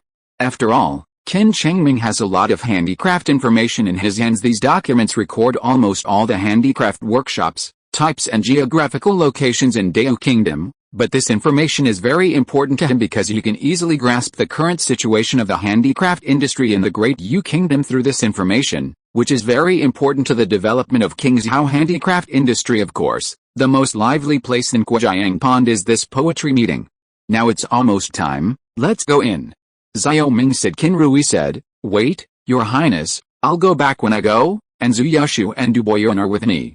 Your Highness won't forget them, right? The two of them are here too." Xiao Ming was pleasantly surprised that all the 4 demon kings in Chang'an City had arrived. Of course, since His Royal Highness went to Kangzhou, the 3 of us are still together. Qin Rui said, suddenly a wicked smile. Xiao Ming suddenly understood, and laughed. "That's really great, why don't we let the 2 of them come too?" Xiao Ming said. Qin Rui nodded and trotted all the way. At this time, Xiao Ming recalled Zhu Yashu and Du Boyuan carefully. Among them, Zhu Yashu's father was a censor, who was in charge of supervising hundreds of officials, accepting reports from hundreds of officials on behalf of Xiao Wangxuan, managing important albums and classics, and drafting edicts on behalf of the imperial court. Du Boyuan's father was a general in Yulin, who was in charge of security inside and outside the palace, and was highly valued by Xiao Wangxuan. One of the 2 had a big mouth, and after all, they belonged to the leader of the public officials. They were basically equivalent to the modern disciplinary inspection commission. The officials were not big, but they were very scary. The other is responsible for the safety of the palace, which is also very important. It is said that now the princes have been vying to win over Du Boyuan's father. Mastering the security of the palace is equivalent to mastering the lives of everyone in the palace. However, because they were too sensitive, all the princes were also careful to click until now, because up to now, Du Boyuan's father, Du Heng, remained relatively neutral. Thinking of this, Xiaoming had to sigh that this might be the most correct thing that his predecessor Xiaoming did, even if he was unintentional. It's just that Xiaoming also knows that he only has a relatively good relationship with Du Boyuan and Zhu Yashu, and he can't affect these two senior officers, but he is already close to the water tower. Qin Rui walked for a while, and soon brought two people over, one tall and the other short. The tall one was thin, the short one was fat. The tall one was Zhu Yashu, and the short one was Du Boyuan. His Royal Highness, we really miss you. The two were overjoyed when they saw Xiaoming. If they can play together, they must have similar personalities. Like Qin Rui, the two are also bohemian and exaggerated. Pingshan, Hongxi. Xiaoming bowed his hands. Basically every scholar in the Great Yu Kingdom has a character, and Xiaoming called them the character His Royal Highness. The two approached Xiaoming, bowed and saluted, then got up. The four of them looked at each other and laughed at the same time, as if they had returned to the past. Like Qin Rui, Zhu Yashu held a paper fan and pretended to be romantic. I was talking to Hong Zhi just now that I was going to visit His Royal Highness, and I never thought I would meet him here. Now that we are reunited with the four great demon kings of Chang'an, we can't say that we will be here again. There has been a gust of wind and rain in Chang'an City. Pingshan's remarks are justified. During this poetry meeting, we will meet again with His Highness. It can be seen that it is fate. Your Highness, you are no longer in these few years. We have been humiliated many times by these sour literati. All over Chang'an, this time I have to beat these scholars in the face to avenge us. Xiaoming put his hands behind his back and said with a smile, it's not easy. This king will take you to this poetry festival. If you're listening to this novel on a channel other than Fanfic World, it means they downloaded and uploaded it without effort. We cordially invite you to visit our channel, Mundo Fanfic Novelis. There you'll find the original version of this story, and you can explore many other novels of various genres. We're waiting for you to immerse yourself in a world of incredible novels. Chapter 210 Poems. As the sun reached noon, the crowd of people in Guojiang Pond became more and more dense. The slightly autumnal sun shines down, the temperature is cool with a hint of coolness, the pure white clouds float above the high blue dome, and the beautiful and primitive scenery makes people feel relaxed and happy under the willow tree. Xiaoming's answer made the three of them overjoyed, and then Qin Rui wondered, Your Highness, this poetry meeting is hosted by the princess, and it is written on it to enter by poetry. Being blocked from the door, and being laughed at by others, now that His Highness is said to be unparalleled in talent, this time we can share the blessings and share the difficulties. That's right, if you can swim in the lake with Her Royal Highness, it will be worth going back to die tonight. Zhu Yashu had a longing look on his face when Zhu Boyuan heard the words. He bumped into Zhu Yashu in a trance.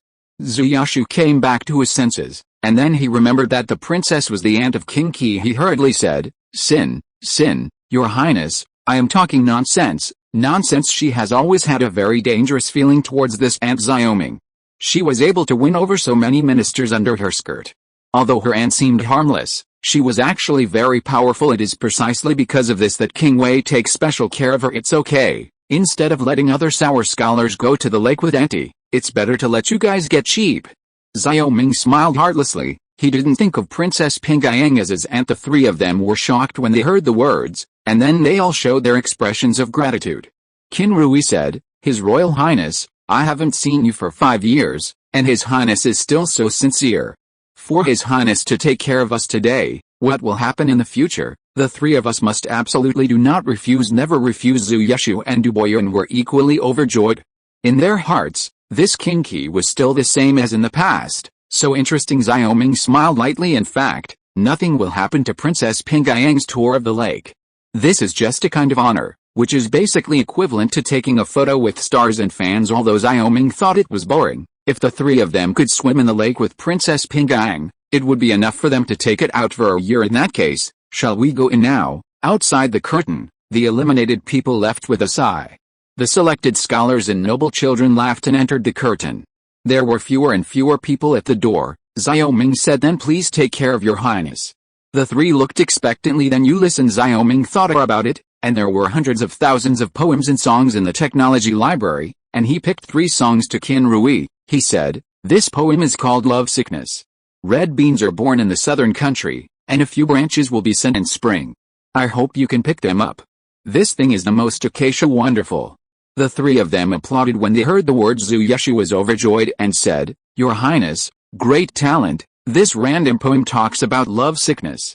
In this situation, this poem is very suitable for poetry gatherings. Kinrui, give me this poem, I will first go and go away. Kinrui immediately became anxious. Your Highness, this is for me, no one can rob it, I'm going to grab it.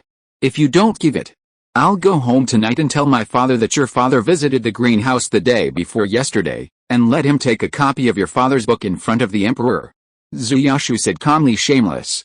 Kinrui and Udoyun cursed at the same time. Zuyashu laughed and said, for the sake of Her Royal Highness, why not be shameless? Your Highness, I will go after all. Zuyashu walked towards the curtain while reading the poems. Kinrui suddenly looked at Xiaoming with a sad face. Your Highness, you have to decide for me. This Zuyashu is too despicable. Xiaoming shook his head. This Zuyashu profoundly reflected the gangster personality of the four people back then. He said, I'm afraid there is nothing left. This poem is called Listening to the Zhang. It sings the Zhang on the golden millet pillars, and the hands are in front of the jade room. If you want to get Zhou Lang scare, you will always miss the strings. Meow. Your Highness's mouth is complete, which makes me admire the five bodies. Kinrui said happily after hearing this poem. The angry expression on his face disappeared immediately. Du Boyun couldn't bear it any longer, and pushed Kinrui away. His Royal Highness, and me. Xiaoming glanced at Du Boyun and said, Hong Zh, I was born in a sect. Such poems like this love, read, etc., are not suitable. This poem is called 8 Arrays for you. Listen, you can make 3 points of the country. Famous for the 8 arrays. The river will not turn the stone, and the hatred will swallow Wu. When Du Boyun heard it, he scratched his ears and cheeks with joy. These 3 people were just as ignorant as Xiaoming before. After all, they were born in a family of officials. In the future, they would not need to participate in the imperial examinations to become officials. I will. After reading these 3 poems, Xiaoming followed Kinrui and Du Boyun towards the curtain. At this time, Zuyashu had already written the poem, and the golden armor guard at the door took the poem and entered the curtain through the side door, as if to present it to Princess Pingayang. Your Highness, please. When they got to the door, Zuyashu hurriedly handed Xiaoming a pen and paper. Kinrui and Du Boyun stared at Zuyashu as if they were enemies. Zuyashu laughed again and again, saying that if they invited the two to have a drink, they gave up. Let's go first. Xiaoming was not in a hurry and gave it to Kinrui and Du Boyun at this time. The two were in a hurry to go in, picked up a pen and paper and started writing. After a while, the golden armored guard came out and said, you can go in. This son, His Royal Highness, thank you very much. I am waiting for your Highness inside, and I will rely on your Highness for a lot of help in the future. Zuyashu bowed deeply to Xiaoming. After saying that, he walked in with a big smile. At this time, Kinrui and Du Boyun had also written their poems and submitted the poems. Likewise, both of them also passed. Only himself was left. Xiaoming thought about it and wrote, when the autumn comes on September 8th, I will kill all the flowers after the flowers bloom. The fragrance of the sky spreads through Chang'an, and the city is full of golden armor. After writing the poem, the golden armor guards presented the poem on the side separated by a curtain. Princess Pingayang was sitting on a mahogany chair covered with mink velvet. Below her, there were 2 rows of tables and chairs. At this time, there were many talented women in Chang'an City. Ying Yin Yan, green and fat, ring thin, but people are more delicate than flowers. Your Highness Princess, this year, there are many talented young talents. After this love, there is another listening to the Zhang, and now it is another 8 arrays, which was very rare in previous years to poetry like this. Princess Pingayang's lower left hand, a woman said, this woman is dressed in red gauze, with ice skin and jade skin, with a little cinnabar between her eyebrows, and her facial features are exquisite, but she is a full beauty. Princess Xiang Chang's words are not false at all. I thought that this year was not a good year. I never thought that these last few poems were extraordinary, but these poems were not prepared beforehand, so they can't be considered all the skills. They impromptu poems, and this shows their ability. Princess Pingayang said with a smile. Then Princess Pingayang looked at the woman with a veil sitting on the right side and said, you ear, this is the first time you have attended the poetry festival this year, what do you think? Chapter 211 selected. P.S. 3 chapters are passed first, and there are 2 more chapters arriving around 8 o'clock. His Royal Highness, the little girl is ignorant, but she doesn't dare to talk about it casually, Fei Yuer said softly, her voice clear and sweet. Princess Pingayang laughed. Among the women in Chang'an City, if you also claim to be ignorant of talent and knowledge, then other people are just as unfamiliar with poetry and calligraphy. It's rare for you to go out, so don't be as modest as Fei Hongshu. This time the white veil covered half of her face, and Fei Yuer's exposed eyes completed the shape of a crescent moon. She said, "Yes, Your Royal Highness." At this time, the golden armored guard came in again, holding a piece of paper in his hand, and said, "Your Highness, there is only one person left outside." The maid stepped forward to fetch the poem, and Princess Pingyang said, "Well, since that's the case, people who are late will not be allowed in, and the poetry party should start at this time." The servant girl handed the poem to Princess Pingyang and glanced at it. Princess Pingyang showed a slight surprise in her eyes. She gestured to the servant girl, and the servant girl held the poem to Fei Yuer. "Yuer, what do you think of this poem?" Princess Pingyang said, "When the autumn comes on September 8th, I will kill 100 flowers after the flowers bloom. The incense will spread through Chang'an, and the city will be covered with the golden armor." Fei Yu said slowly, pondered for a while, and said, "Look at this poem. It seems to be chrysanthemum, but there is a strong murderous aura between the lines." Princess Pingyang nodded. "Indeed, I also think so. This person must be the one who killed on the battlefield." Princess Xiang Chang suddenly smiled and said, "This poem reminds me of Seventh Brothers Out of the Forbidden City, which is also full of murderous aura. But that song of Qin Shi Mingai Han Shiguan, the long march of 10,000 miles has not returned, but the Dragon City will be there, and he will not teach Huma to cross the Yin Mountain." Princess Pingyang said with a smile. "Exactly." Princess Xiang Chang said. Princess Pingyang smiled and said, "Could it be that this King Qi also came to this poetry meeting? He used to come every time when he was in Chang'an. This year, he finally came to Chang'an once, and maybe he would come to join in the fun." Princess Xiang Chang's eyes wandered and she said, "If seventh brother can come to this poetry party will be much more interesting." "Is that poetry will be interesting, or is your seventh brother interesting?" Princess Pingyang said with a smile on her lips, looking at Princess Xiang Chang. When Princess Xiang Chang heard the words, she immediately laughed. "Of course, Brother Qi is interesting, but I was just about to ask him for some perfume in glass bottles of King Zhao." "That's true. This King Qi rarely comes to Chang'an once, so he has to leave something behind before leaving." After a pause, Pingyang suddenly continued to joke, "But if King Qi comes, there is really one person here to worry about." After saying that, she looked at Fei Yuer and laughed, giggling. Fei Yuer immediately lowered her head, her face flushed like a cloud, and she whispered, "His Royal Highness is joking." "Giggle, I won't tease you anymore, don't worry. Even if King Qi comes, he won't be afraid, and I'm here, so he doesn't dare to do anything. Besides, there are a lot of things about King Qi now. But he won't necessarily come." Then she said, "Since all these people are here, let's start the poetry meeting. But you talented girls are thinking about how to come up with a question for this palace. Today is the autumn festival, so naturally we want a chrysanthemum." A woman said, "Every year it's chrysanthemum. It's boring. Why don't you come up with something else?" Immediately, the women below started talking. Princess Pingyang nodded lightly. "This autumn festival may not only be chrysanthemum. Yuer, Xiangcheng, what do you guys think?" Fei Yuer looked at Princess Xiangcheng. Apart from Princess Pingyang, she had the highest status here.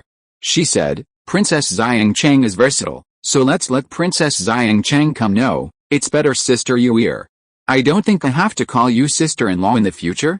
Princess Xiangcheng laughed. Fei Yuer was even more embarrassed now. She was a little annoyed and said, "Your Highness jokes like this again. Yuer will go back." Princess Pingyang glared at Princess Xiangcheng at this time.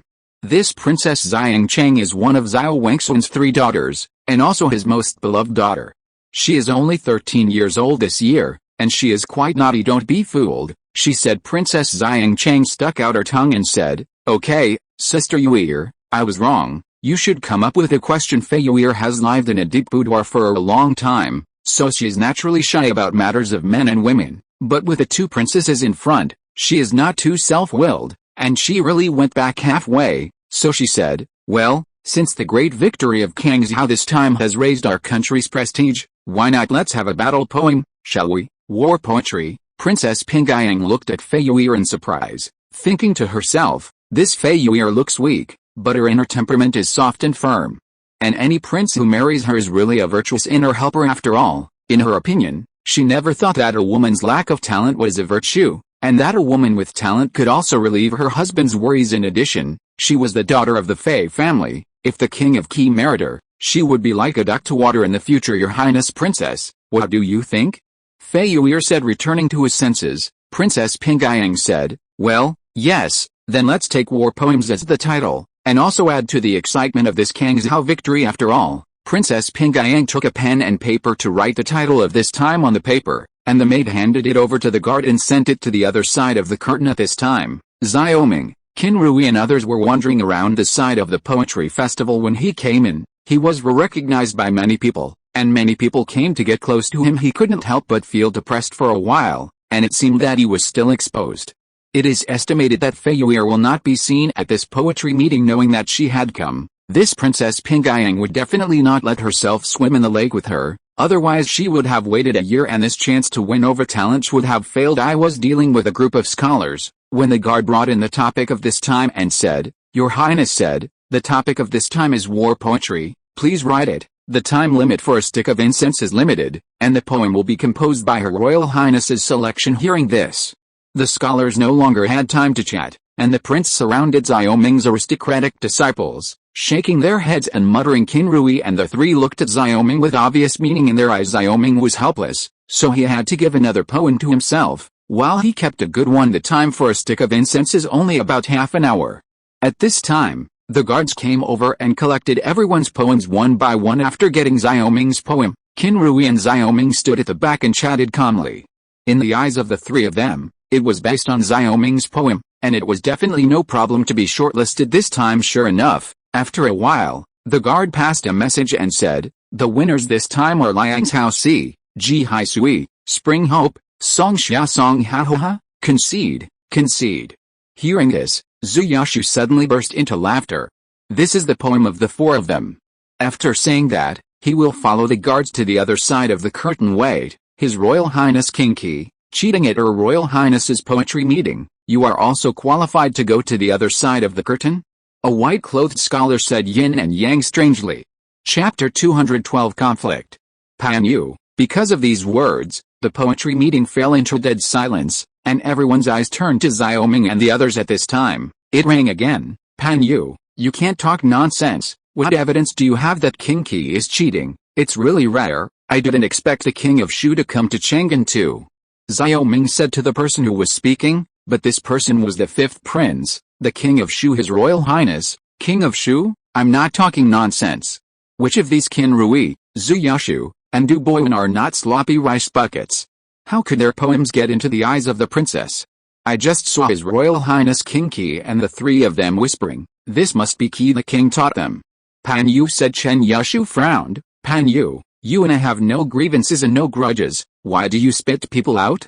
You made it clear today, what do you think? The King of Shu heard the words and persuaded, Pingshan, why is this? Pan Yu doesn't believe in your talent, you just need to compose another song in front of Her Royal Highness, no need to get angry. Turning his eyes around the King of Shu and Pan Yu, Xiaoming understood that when the two of them sang together, they were obviously singing double reeds. Xiaoming was very unhappy because the King of Shu was playing with saltpeter, and the grievances between the two in Chang'an made him even more angry. At this time, if he hadn't mobilized the entire people of the fief to find saltpeter, the siege of Kangzhou would have been another result, and now this bastard is standing in front of him brazenly. And he can't get along with himself again. As soon as the King of Shu said the words, Chen Yashu felt a little guilty, as did Qin Rui and Du Boyuan. They were really cheating. Seeing that the two of them didn't speak, Pan Yu was even more excited. HMPH, Tao Chu Shi will be mixed in with such a bad guy. This really sullies everyone's eyes, but the dignified King Qi is helping Zhou. Isn't it a joke if it spreads out, losing the royal family? Face the King of Shu said. Pan Yu, you can't say that. King Qi has lost the face of the royal family before. As soon as these words came out, there were many malicious laughter in the poetry meeting. Xiaoming watched with a cold eye. At this time, the King of Shu finally tore off the mask of hypocrisy.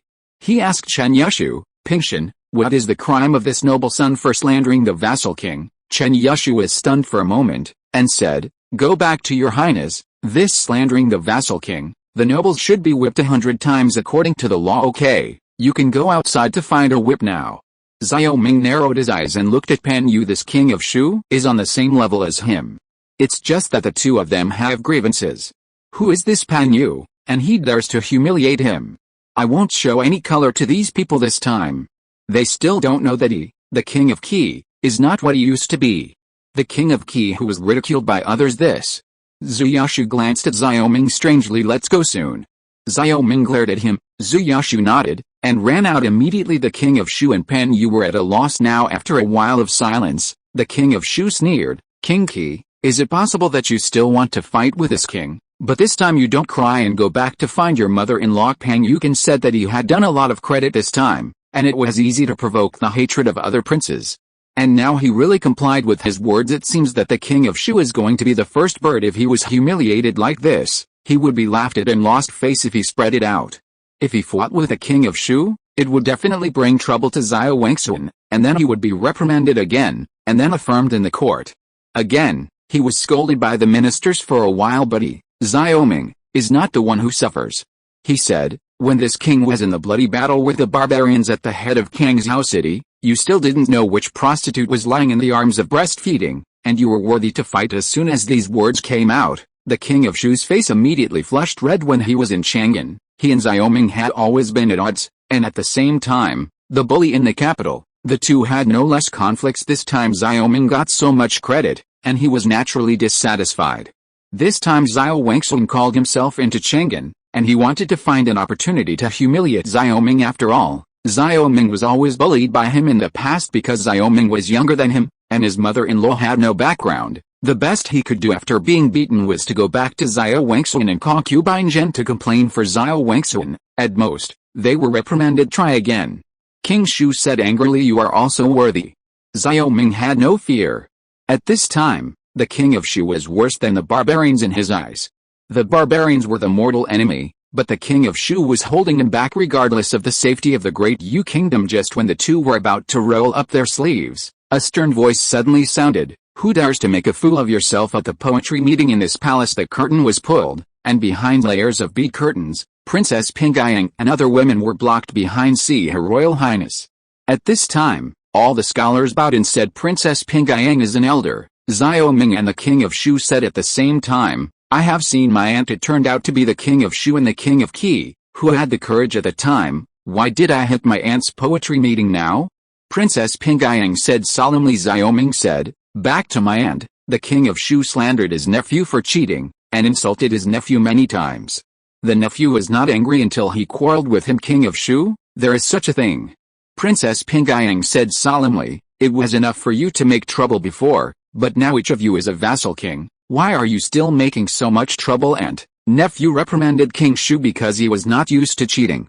My nephew did this for the sake of Aunt, Chen Yushu, Qin Rui, and Du Boyun. The three of them are well-known scumbags in Chang'an. How could they be selected? You said that these 4 poems belonged to King Qi and the 3 of them. Pingyang said with a frown. He also understood the abilities of these 3 people. Xiao Ming, as king of Qi, how can you act like this? What do you say? Princess Pingyang said Xiao Ming is indeed cheating in this matter, but these scholars are not clean. This time, many scholars prepared Yuanju's poems in advance and hid them on their bodies and prepared to take them out. Unprepared compared with these people, he is only half a caddy. He neither denied nor admitted it, and said, how does Aunt know that they can compose such poems? If Aunt doesn't believe it, you can try it in front of everyone. That's right, Aunt can include the 3 as the leader. Princess Pingyang was confused, but Xiao Ming made her vows, but it made her uncertain. She said, in this case, this palace will give a test. King of Shu, if you frame them, you can't say that. I will say it in front of your father. 2 words. Yes, Auntie. The king of Shu was very confident. If it is true, please also ask Auntie to expose the unbearable face of King Qi. At this time, Zhu Yashu also came back with a whip. Princess Pingyang said, Yu Ear, it's up to you to write the questions and give them a try. Chapter 213. Stunning. Fei Yu'er, I didn't expect it to be true. Fei Yu'er really came. Oh my god, ever since I saw Fei Yu'er's portrait, I didn't think about it. I didn't expect to see it today, but unfortunately I can't see anything about this bead curtain. As soon as Princess Pingyang's voice fell, there was a voice of discussion at the side of the poetry festival, and both scholars and noble children stretched their heads and looked behind the beaded curtain. It's a pity that behind the thick bead curtains, only vague shadows can be seen, and the people inside cannot be seen at all. The golden armor guards guarded on both sides, which broke the determination of these scholars to take the risk. Pan Yu was shocked when he heard the name, and then there was a layer of hatred in his eyes. This hatred was directed at Xiaoming. It was because of this that he spoke rudely to Xiaoming. Xiaoming raised his eyebrows. At this moment, he wished he had a pair of perspective eyes, so that he could see Fei Yuer's face. Unfortunately, this time he was so mixed up by the King of Shu. I am afraid there is no hope. Since the princess asked Yuer to write the question, why don't your highness and the three of you sing a poem each with the title of plum, orchid, bamboo and chrysanthemum?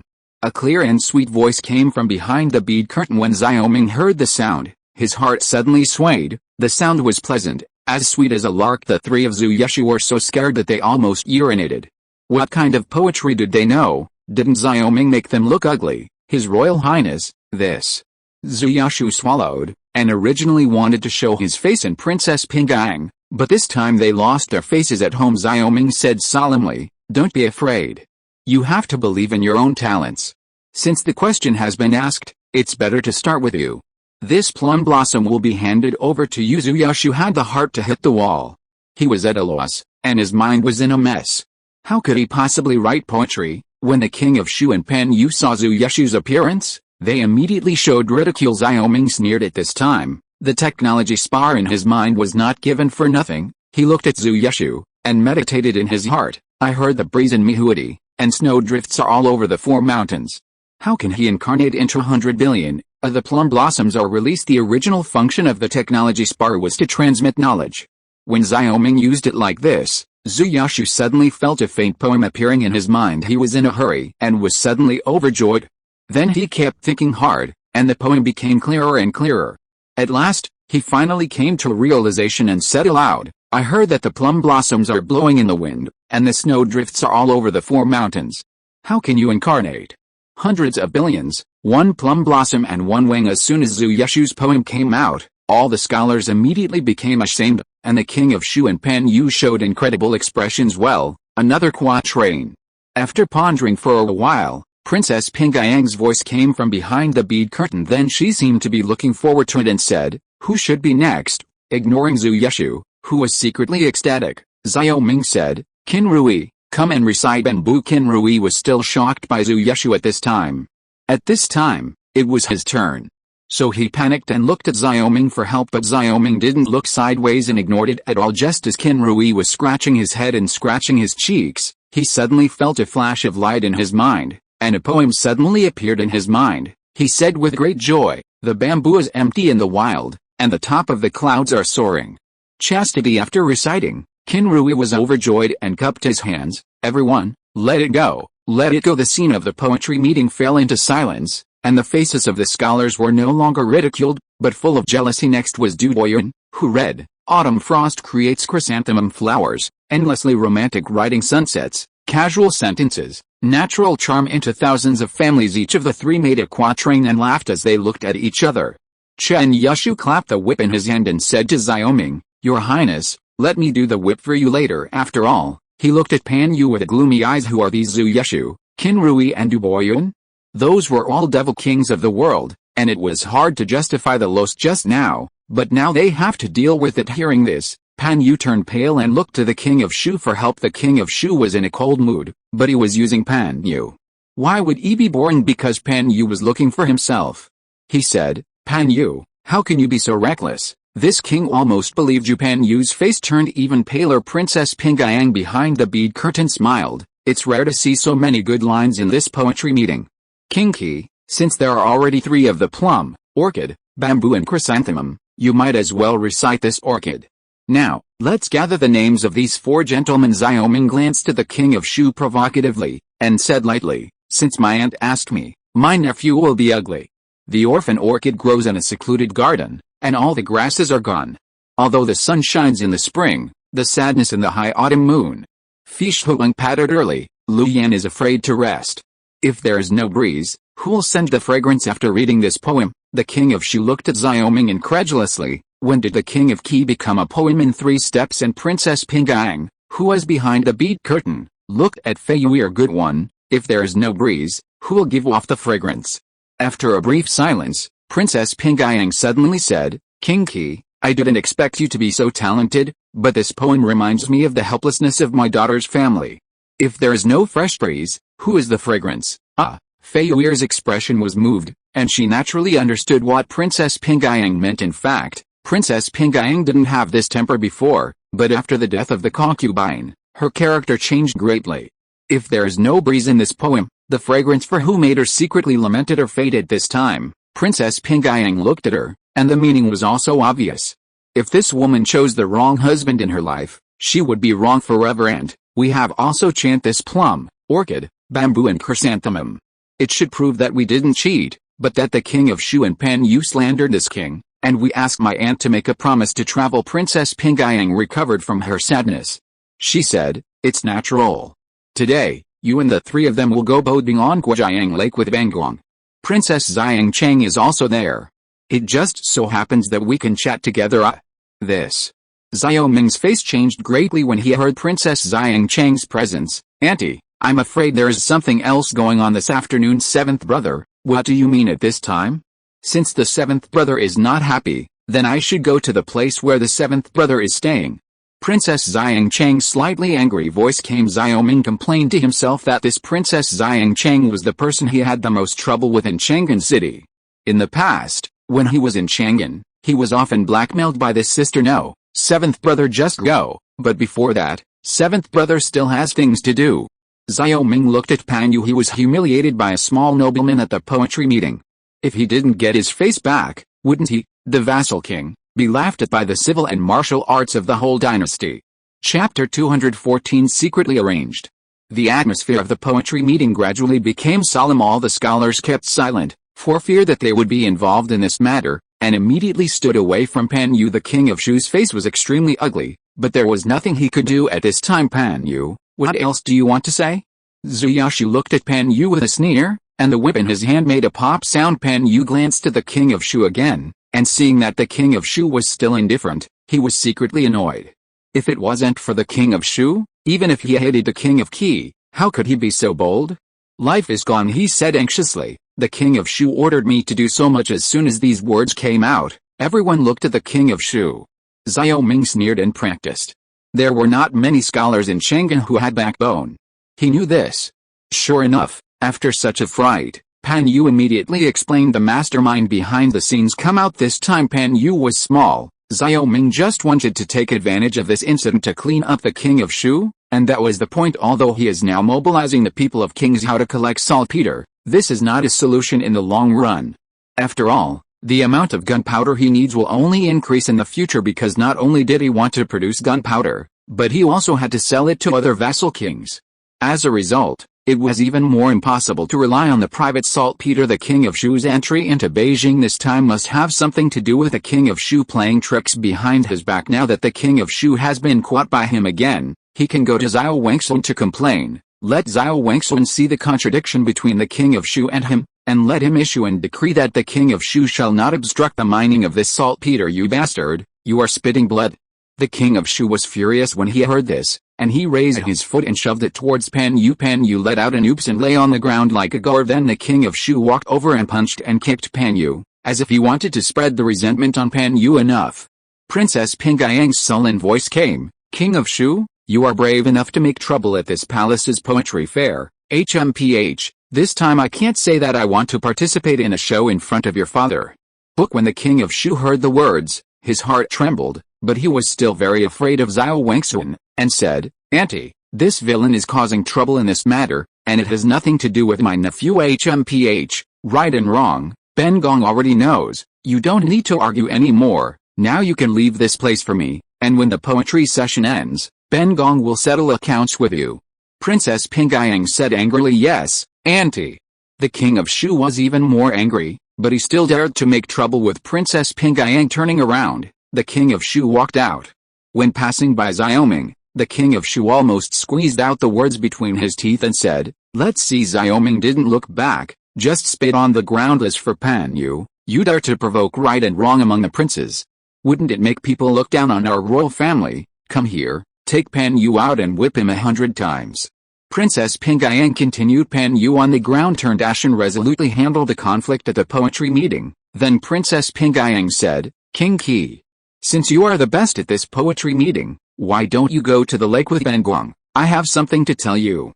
Up to now, The farce of this poetry meeting has ended, and the other scholars left with a sigh when they heard the words Zhu Yeshu, Du Boyuan, and Qin Rui were ecstatic. The three looked at Xiaoming gratefully. This moment was in their hearts. Even after 5 years, Xiaoming still took care of their big brother in their hearts. Yes, Auntie.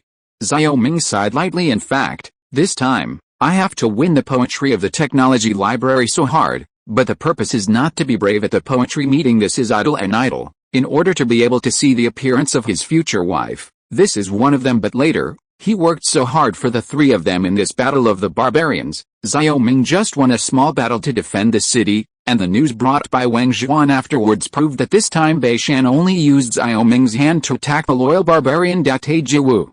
The Huanshuo tribe of Zhugu. Of course, if he could destroy the Huanshuo tribe and seize Kangzhou city, this would be Bei Shan's perfect plan, but this plan could not be fully realized.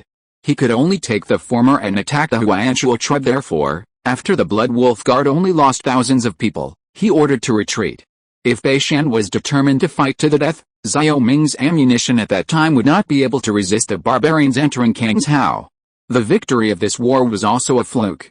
Only oneself knows best. The most important thing is that this battle is a great honor to outsiders, but it has greatly consumed the wealth and soldiers he has accumulated during this period of time. No matter how big a country is, it will die if it is warlike, not to mention that he is a small land of 6 states, so if there are few more wars, he will have to drink the northwest wind again. Based on this, at the Kingzhou meeting, he decided on 2 development strategies for Kingzhou. The first is naturally to fully develop the fief, industry and commerce, and the second is to establish a friendly interest group in Chang'an that is friendly to Kingzhou. Articles serve only one purpose, capital accumulation. In this way, at this time, he really needs an interest group in the DPRK to protect Kingzhou from disasters and deal with various emergency situations. Second, Chang'an is Xi'an in later generations. This place is the region with the most abundant coal resources, and there are for many open-pit coal mines. He now needs to reserve coal resources to prepare for the emergence of steam engines. After all, only local coal mines could not meet industrial needs at that time. The third article is particularly important, which is related to the issue of the commodity market. If there is no interest group support in Chang'an, his business will inevitably be hindered at every level in this intriguing place. Economically speaking, exports are hampered, which will hit the local industry hard, because no one will put money into industrial projects because there is no money to be made. This is why the West has to open trade ports even with cannons. Everything is for the sake of capital. Even in modern times, trade surplus is also one of the root causes of disputes between major powers. Therefore, he drew these 3 people this time, just like other vassal kings were doing, to demarcate his sphere of influence in Chang'an at this time. These 3 people are extremely important, and he has to visit a few people later, so that his real mission in Chang'an this time has been completed. In the future, he will maintain contacts with these people, consolidate and expand this interest group for his own use. While he was contemplating, the bead curtain was opened, revealing the scene opposite the bead curtain. Princess Pingyang was sitting in the middle, while Princess Xiangcheng was sitting at the bottom. Opposite Princess Xiangcheng, there was a veiled woman who met his eyes. Chapter 215 Aunt and Nephew Reconciliation. 7th brother, the breeze came, rolling the bead curtain, and Princess Xiangcheng called him crisply. At this time, Xiaoming's eyes shifted from the masked woman. He looked at Princess Xiangcheng and said, "Sister is very interested. I disappointed you this year, but I didn't let you see any young talents." The 3 Zhu Yeshu were unhappy and said, "Your Highness, aren't we just young talents?" Qin Rui and Du Boyuan nodded. After hearing this, the eyes of the 3 of them were not on Princess Pingyang, but on Princess Xiangcheng. With a flattering look, Princess Xiangcheng had heard of Zhu Yeshu's reputation in Chang'an, and she said that she won this time, but her inherent prejudice against the 3 was not small. She was too lazy to pay attention to Zhu Yeshu and the other 3, but directly extended her hand to Xiaoming. "Why?" Xiaoming asked in confusion. Princess Pingyang's laughter came. "You don't know her temperament yet. She is reaching out to ask you for a gift, this time in Chang'an. This Kingzhou specialty can bring a lot, and my aunt is also very interested." "They are all vampires," Xiaoming sighed, and still said with a smile, "This aunt is relieved. This time in Chang'an, my nephew also brought a lot of gifts to my aunt, and of course my sisters. I knew 7th brother would never forget me." Princess Xiangcheng said happily, "Where's the gift? I'll have to wait for 2 days for this, then I'll send someone to send it to my sister." Xiao Ming said. He couldn't want the Princess of Xiangcheng to pick it up, because by this time, the good things will definitely be gone. When Princess Xiangcheng heard the words, she nodded and said with a smile, in that case, let's go to the lake. The three of Chen Yushu couldn't wait for a long time, and they agreed again and again. The four of them crossed the bead curtain. At this time, Princess Pingyang also got up.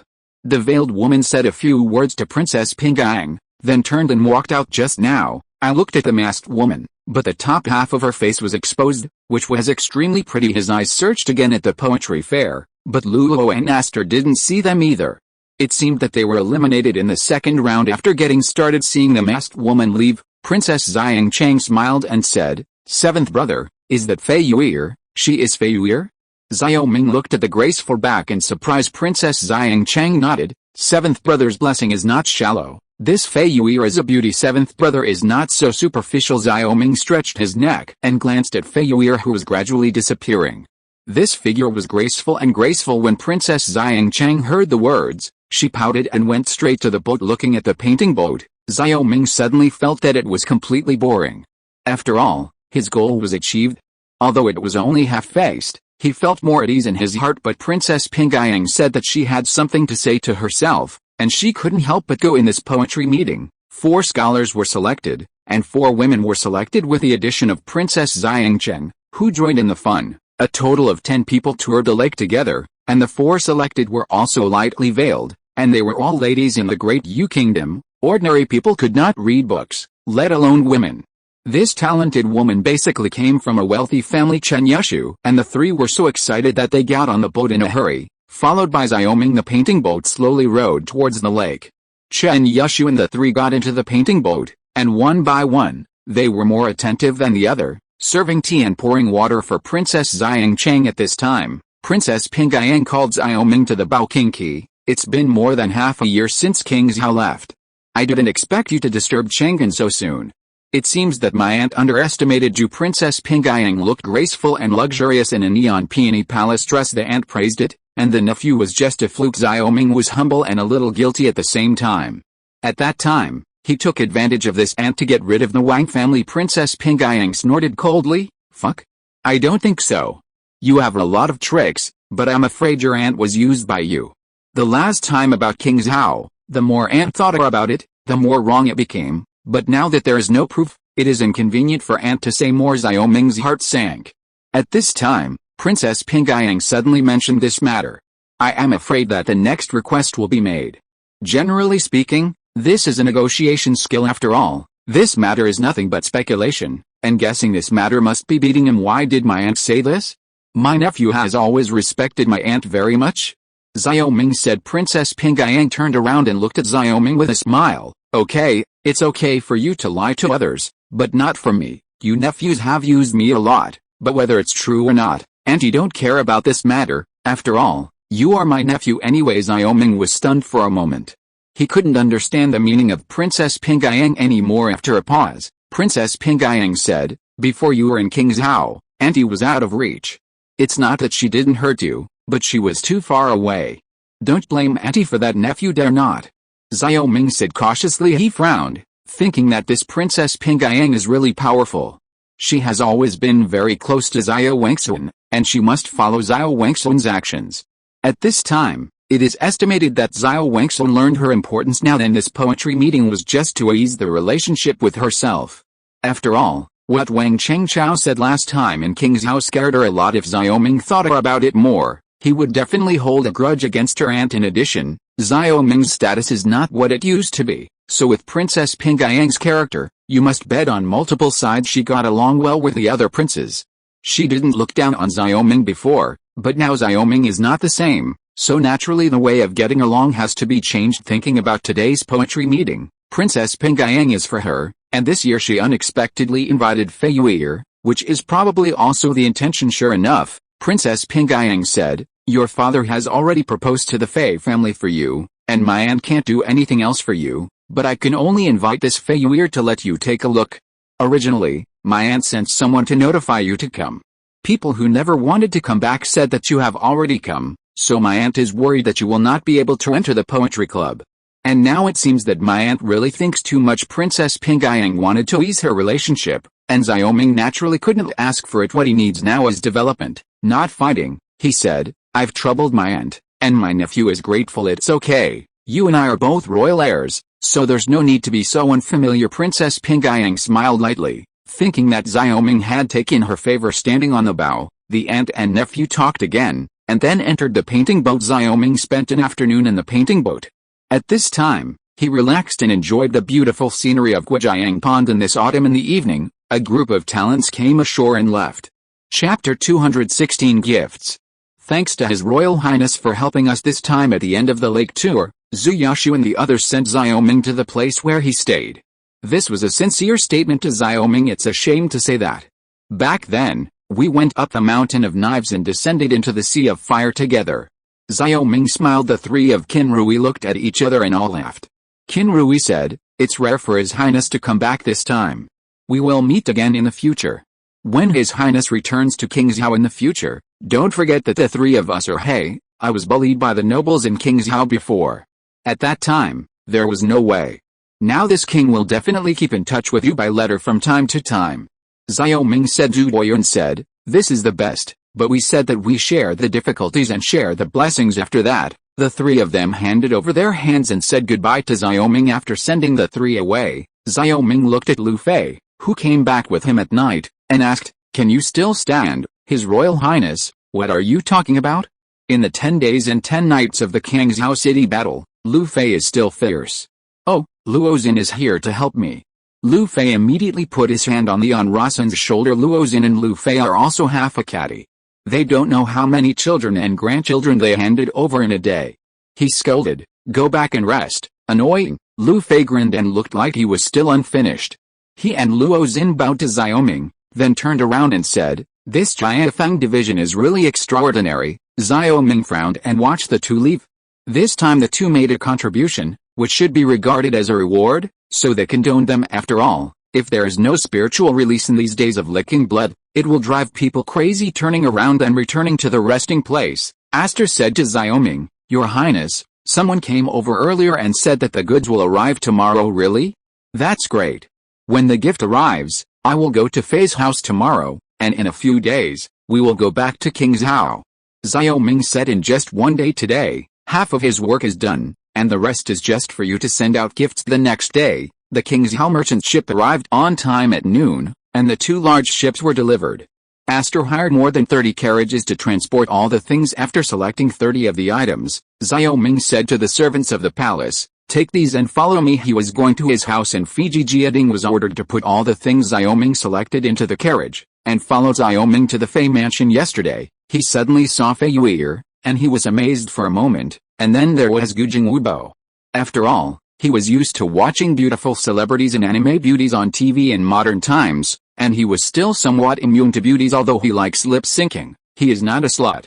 He is still a little determined in this matter. He can tell which is more important. Compared with Fei Yuer, who has never met before, he values the presence of the Fei family more. The influence of the great Yu kingdom. After all, no matter what, Fei Yuer is also a stranger to him, and a person only feels like a stranger to a stranger. Therefore, this visit to the Fiji mansion was just a passing scene, and once the marriage was settled, the skeleton of his Chang'an interest group was set up. It just so happened that it was Home Yu today, and when he arrived in Fiji, after the announcement, Fiji came out to greet him in person. See Your Highness in Fiji. Outside the gate of Fiji, Fiji said to the bow, the Philippine Book of China is free of gifts. Xiaoming jumped off his horse and helped Fiji up. Fiji got up, invited Xiaoming to enter the mansion sideways, and said, His Royal Highness has come from a long way. It really makes the Fiji mansion flourish. Please come here, Your Highness. You're welcome, you're welcome. Xiaoming cupped his hands and walked in with Fiji. When they got to the main hall, the two sat down in the room, and Xiaoming said, Fei's Hongshu, I came here this afternoon. I'm very disturbed. I prepared some modest gifts, and I hope that Fei's Hongshu can laugh at it. After all, Xiaoming asked the servants to remove all the gifts from the carriage. His Royal Highness, why is this necessary? Just come over and make your official face light. Why waste such a waste? Having said that, Fiji is extremely happy this famous family doesn't pay attention to his face. Xiaoming came over in person, and brought a heavy gift. When it was spread, He was also able to pass it. What's more, the goods from Qingzhou, Chang'an City, are now luxurious, and the things Xiao Ming sent must be high-quality goods from Qingzhou. This is not a matter of money, but also a matter of face. The servants moved in the boxes one by one and opened them one by one in front of Fiji. The dozen or so boxes in front of them are all drunk Qingzhou in glass bottles, and the transparent wine industry in the transparent glass is clearly visible when these boxes were opened. Fiji's eyes suddenly lit up. Your Highness, is this the legendary glass? Fiji asked carefully. Exactly. Xiao Ming took out a bottle of drunk Qingzhou from the box and placed it on the table. In the afternoon, the sun shines in from the west, and the bottles and wine industry are dyed golden yellow. This batch of wine is naturally customized, and there is absolutely no drunk Qingzhou in glass bottles on the market. Picking up Zhu Qingzhou, Fiji was very interested in touching the smooth surface of the glass. If your Highness did not say it was glass, I would have thought that it was a very rare jade. It is truly extraordinary that your Highness can produce such a beautiful thing with manpower. Xiao Ming once watched a documentary. In an isolated primitive tribe in Africa, glass bottles floating from the sea were enshrined as things thrown down by God. It can be seen the impact of new things that have never appeared on people living in closed environments. Therefore, when Xiao Ming comes up with so many strange things, it will naturally have a great impact on the people of Diu. This is the same as the previous Big Brother entering China, and it is immediately regarded as a fashion by the rich. Now the products in Qingzhou have gradually become a popular affair among these dignitaries, and high-end things can satisfy their vanity. Even people like Fiji are not exempt. 20 boxes are filled with drunk Qingzhou, a total of more than 100 bottles, and then there are 10 boxes. 5 of the boxes were filled with handmade soaps. Chinese herbal medicines were added to these soaps. Xiao Ming introduced them one by one. This is also Xiao Ming's next business plan. Soap will soon be in 3 grades, high, medium and low. This handmade soap is naturally a high-end soap. In the past, ordinary soap will slowly enter the homes of ordinary people. I have never seen this kind of soap in Fiji. I learned that it is a new product, and I smiled with satisfaction. And the last 5 boxes are pure glass crafts. After the workers in the glass workshop are skilled, they gradually become skilled, and this handicraft is naturally no problem. If you're listening to this novel on a channel other than Fanfic World, it means they downloaded and uploaded it without effort. We cordially invite you to visit our channel, Mundo Fanfic Novelis. There you'll find the original version of this story, and you can explore many other novels of various genres. We're waiting for you to immerse yourself in a world of incredible novels. Chapter 217. 4 Major Problems. At this time, Fiji is a little dizzy in the face of so many delicate Qingzhou goods. This time, King Qi really gave him enough face. After Xiao Wangsun repeatedly proposed to him to marry Xiao Ming, he had already made a decision in his heart, and after the great victory in Qingzhou, he affirmed his thoughts. The Fei family has a long heritage. Among the scholarly families, they call themselves the second. No one in this great Yu country dares to claim the first place. It is precisely because of this that the Fei family has produced many talents. In any dynasty, there is no shortage of senior officials in Beijing. It stands to reason that he did not want Fei Yu'er to marry Chang'an, but after thinking about it, his intuition told him that this might be a wise choice, and he also believed that this unusual King Qi would bring him something different in the future. Thank you, Your Highness, for so many gifts. The lower officials are really ashamed. Fiji cupped his hands, and then he asked the servants to accept these gifts. After pondering for a while, Fiji sighed. Xiaoguan knows why His Highness is here today. This marriage, Xiaoguan agreed. Xiao Ming smiled, and this matter was as natural as concubine Zhen said. He said, the Book of Fei's Hongshu is very kind. Xiao Ming is polite after all. Xiao Ming stood up and bowed to Fiji. From now on, he will be the old man. Fiji did not get up, but received the ceremony. At this time, it was not the ministers, but the human relations. Your Highness, please take a seat. In addition to this marriage, I would definitely like to have a look at the current situation in the world with Your Highness.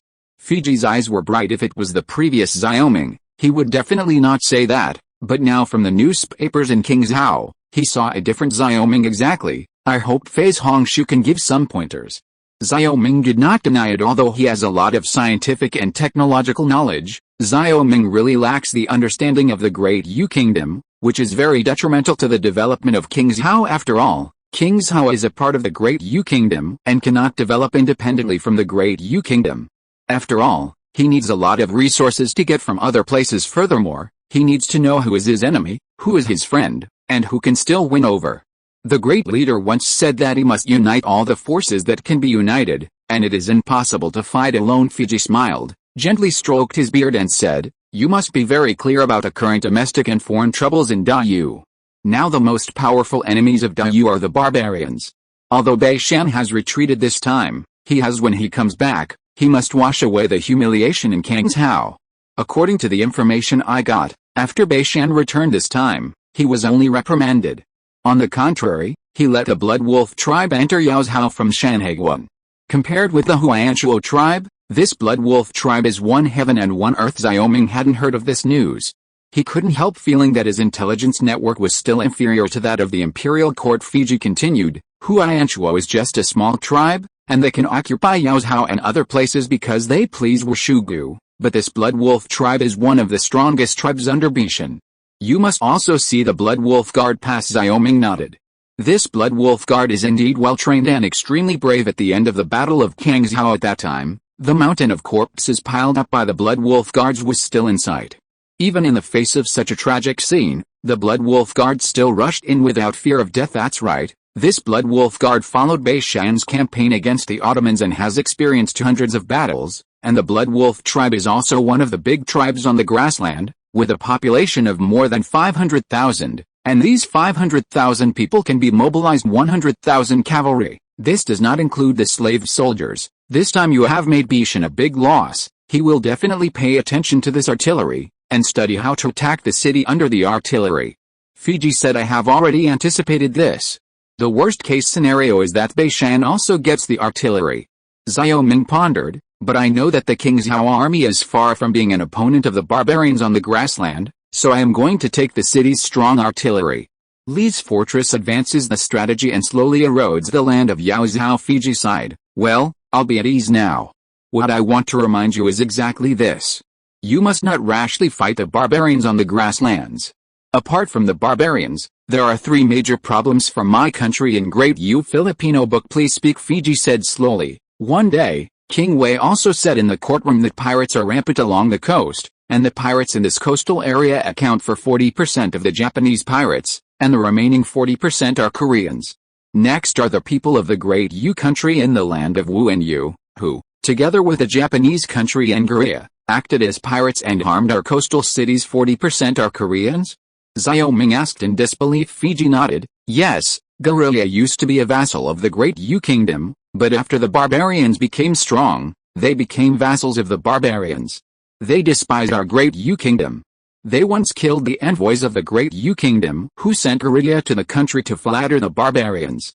Since then, the Great U Kingdom and Gaoli have turned against each other, and since then, seeing that our Great U Kingdom is weak, guerrilla sent soldiers to pretend to be pirates to loot the wealthy cities along the coast, and often attacked and killed the fishermen of the Great U Kingdom along the coast. It turns out that it's no wonder that the land of Dengzhou is close to the sea, but not many people go out to fish.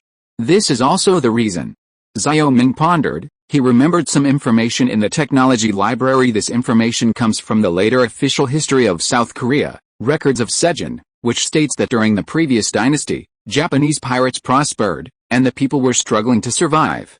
However, there were only 1 or 2 Japanese people, and the people of the country, North Korea, turned against Japanese and formed a party to cause chaos in the Great U Kingdom. Because of the barbarians, the Koreans intensified their efforts.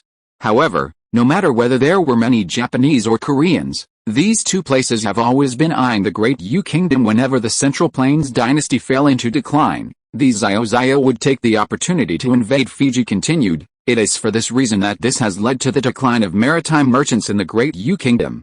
In recent years, except for King Wei, few merchants dare to go to sea." Xiaoming nodded at this time. Fiji said, "The second problem is the Anan country. This Anan country often kills my border residents and seizes our land. However, because of the number of Anan countries, the Dayu country has used troops several times, and it has been defeated and retreated. Huge. The Nanan Kingdom of the Great U Kingdom is the later Vietnam. It was also a vassal state of the Great U Kingdom. However, after Gaozu, the Anan Chen clan, who originally attached to the Great U Kingdom, was slaughtered in the rebellion. The Fahrenheit dynasty, which was hated by the country, has been burning, killing and looting since then." Mentioning this, Xiaoming can't help feeling that history is somewhat similar. In modern history, Korea, Japan, and Annan have been in constant war with the dynasties of the past. In modern times, these countries are still the main force in encircling and suppressing our country. Now that he was born in the Great Yu Kingdom, Xiao Ming could imagine that after hundreds of years, these countries would still be the mortal enemies of the Central Plains dynasty, bounding the Central Plains dynasty like chains. Chapter 218 is about to leave. The soft sunlight shone down, but the atmosphere in the main hall of the Fei family was somewhat solemn at this time. Xiao Ming was extremely depressed in his heart. In addition to the 4 major problems of the barbarians, he now had 2 major problems by his side. The third problem, besides the barbarians, is the vassal kings with different surnames. After being silent for a while, Fiji suddenly whispered, as if he was afraid of being heard by outsiders. Xiao Ming's whole body was shocked. No courtier dared to raise this question.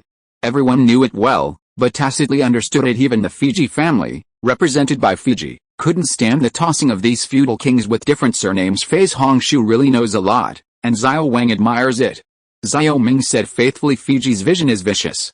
This is the main problem that Dao is currently facing.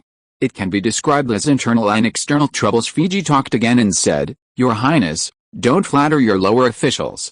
With your Highness's wisdom, you will understand sooner or later that this foreign aggression is now beyond the reach of the whip, and the lower officials should talk about the power in the court for His Highness. Xiao Ming nodded. There was nothing Xiao Ming could do about these foreign troubles. Now he is too busy to take care of himself, not to mention worrying about the foreign troubles. The focus is on development, Fiji said. Nowadays, this court seems to be divided into 2 factions, the main war and the living and the peace, but it is actually very complicated inside. Only a few princes represent the interests of different vassal kings, and the civil servants headed by Kui Hao are even more complicated.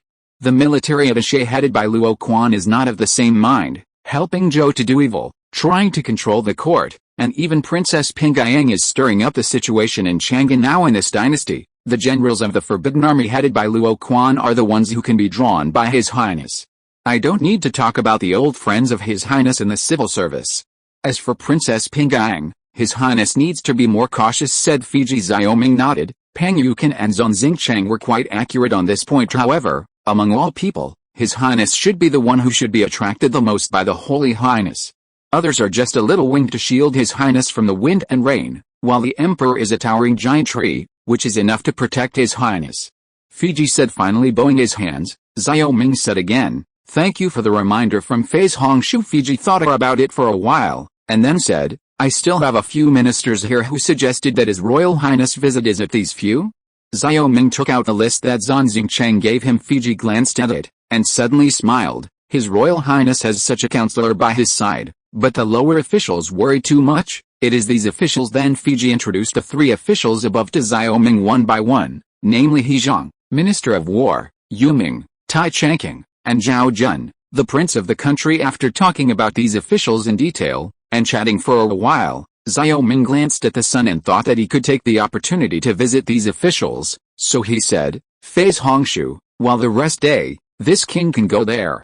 Visit them and say goodbye first. Fiji nodded with satisfaction and said, Since this is the case, the lower officials will not stay after all. He and Xiao Ming went outside the door together and sent Xiao Ming away. Watching Xiao Ming go away, Fiji sighed, My Fiji family has never been so adventurous. I hope this time is right. Leaving from the Fei mansion, Xiao Ming asked his servants to bring gifts to visit He Zhang, Minister of War, Yu Ming, Tai Changqing, and Zhao Jun, the Emperor's sacrificial wine. These 3 are few officials who are not from other wealthy clans. Instead, it is by virtue of his own ability and credit that he has reached this position today. The official was quite surprised by Xiao Ming's arrival, but according to Fiji's method, Xiao Ming only chatted with the 3 officials about state affairs, not about winning over. It was basically a chat. This is called ending, because even if Xiao Ming doesn't say it, he comes with a generous gift, and with the intelligence of these 3 people, he can understand Xiao Ming's meaning. As for whether they can move towards King Zhao in the future, it depends on the choice of the 3 of them. After a busy day, Xiao Ming has basically done everything he can do. Tomorrow morning, he only needs to deliver the gift to Xiao Wangxun, and this time the matter in Chang'an is finished. After 2 days of rest, he was ready to return to King Zhao. After all, this place is not modern, and you can get in touch with a phone call back. I don't know how many things will be delayed. With that in mind, he prepared a gift early the next morning. Unlike last time, Neither Luo Xin nor Lu Fei followed him to the court.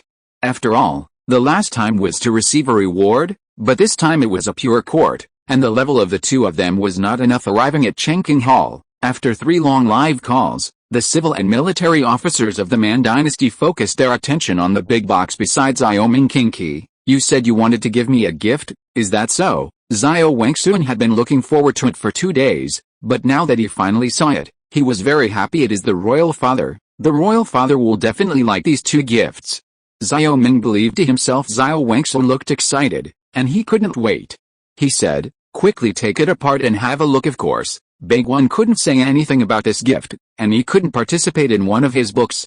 After all, this thing was given to Xiao Wangxun, so he stared at the box honestly, and they are equally curious. Many of them have learned that Xiao Ming gave gifts to Fiji and some ministers, and they are quite jealous. Nodding his head, Xiao Ming gestured to the guards and took apart one of the large boxes. The box was opened, and a cloth covering a height and width of about 1 meter appeared in front of everyone. Xiao Ming smiled and then pulled the cloth.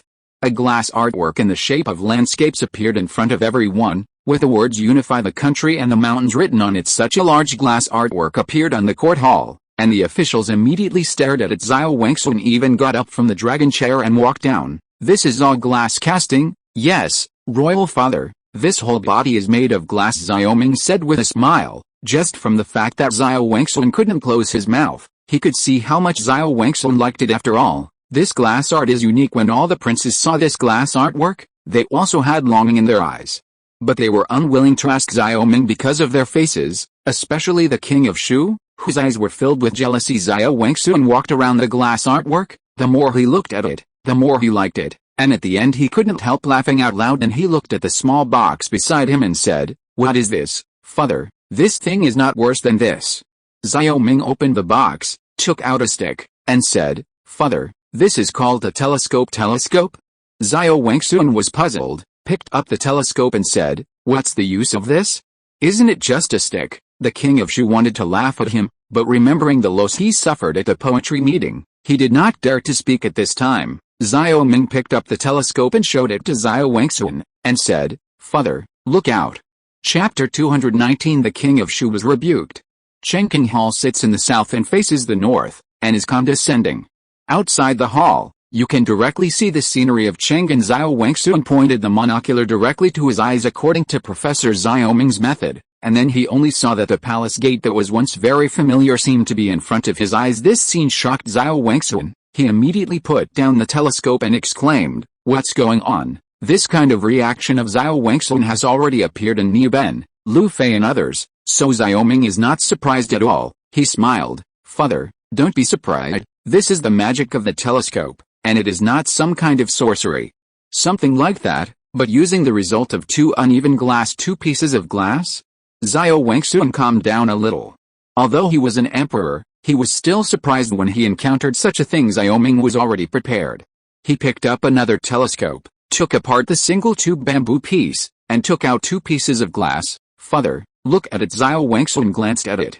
At this time, Xiao Ming aligned the 2 lenses front and rear, and the effect was indeed somewhat similar to that of a telescope. At this time, Xiao Wangxun suddenly relaxed. With a look of surprise, he picked up the binoculars and searched in Cheng'an City. This is the palace gate, there is the office of the minister, and outside is the Suzaku Avenue.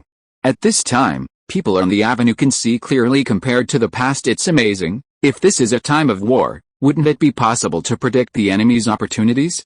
Xiao Wangxun said precisely. During the Battle of Kangzhou, Father Wang, the son-in-law, used this telescope to see farther than the barbarians. The conversation between the two has made the whole hall of civil and military anxious, and one by one, they stretched out their heads and probed their brains, wanting to see what the magic of this telescope is. Especially the generals, they were even more anxious to know that the telescope could predict the enemy prophet. Luo Quan had already learned from Luo Xin at home that there was such a thing as a telescope. However, there are not many of these telescopes in Kingzhou, and they are kept closely at this time. He said anxiously, "Your Majesty, can you let the last commander take a look?" Xiao Wangxun was on the rise. At this time, Xiao Ming gave him such a miraculous thing. He was full of faith and wanted someone to share it, so he said, come and see, this King Qi is really amazing." A group of officials immediately stepped forward to pick up the binoculars, and tried to look at it one by one. exclaiming tisk tisk in their mouths. The prince and other princes pulled their faces down to test it this time. After this attempt, their hearts were even more mixed after everyone in the court had seen it. Xiao Wangsun took another turn in front of the glass artwork, and returned to the dragon chair with satisfaction. King Qi, I like the 2 gifts you gave me. Yes, you are really sensible, but where did you learn these strange things?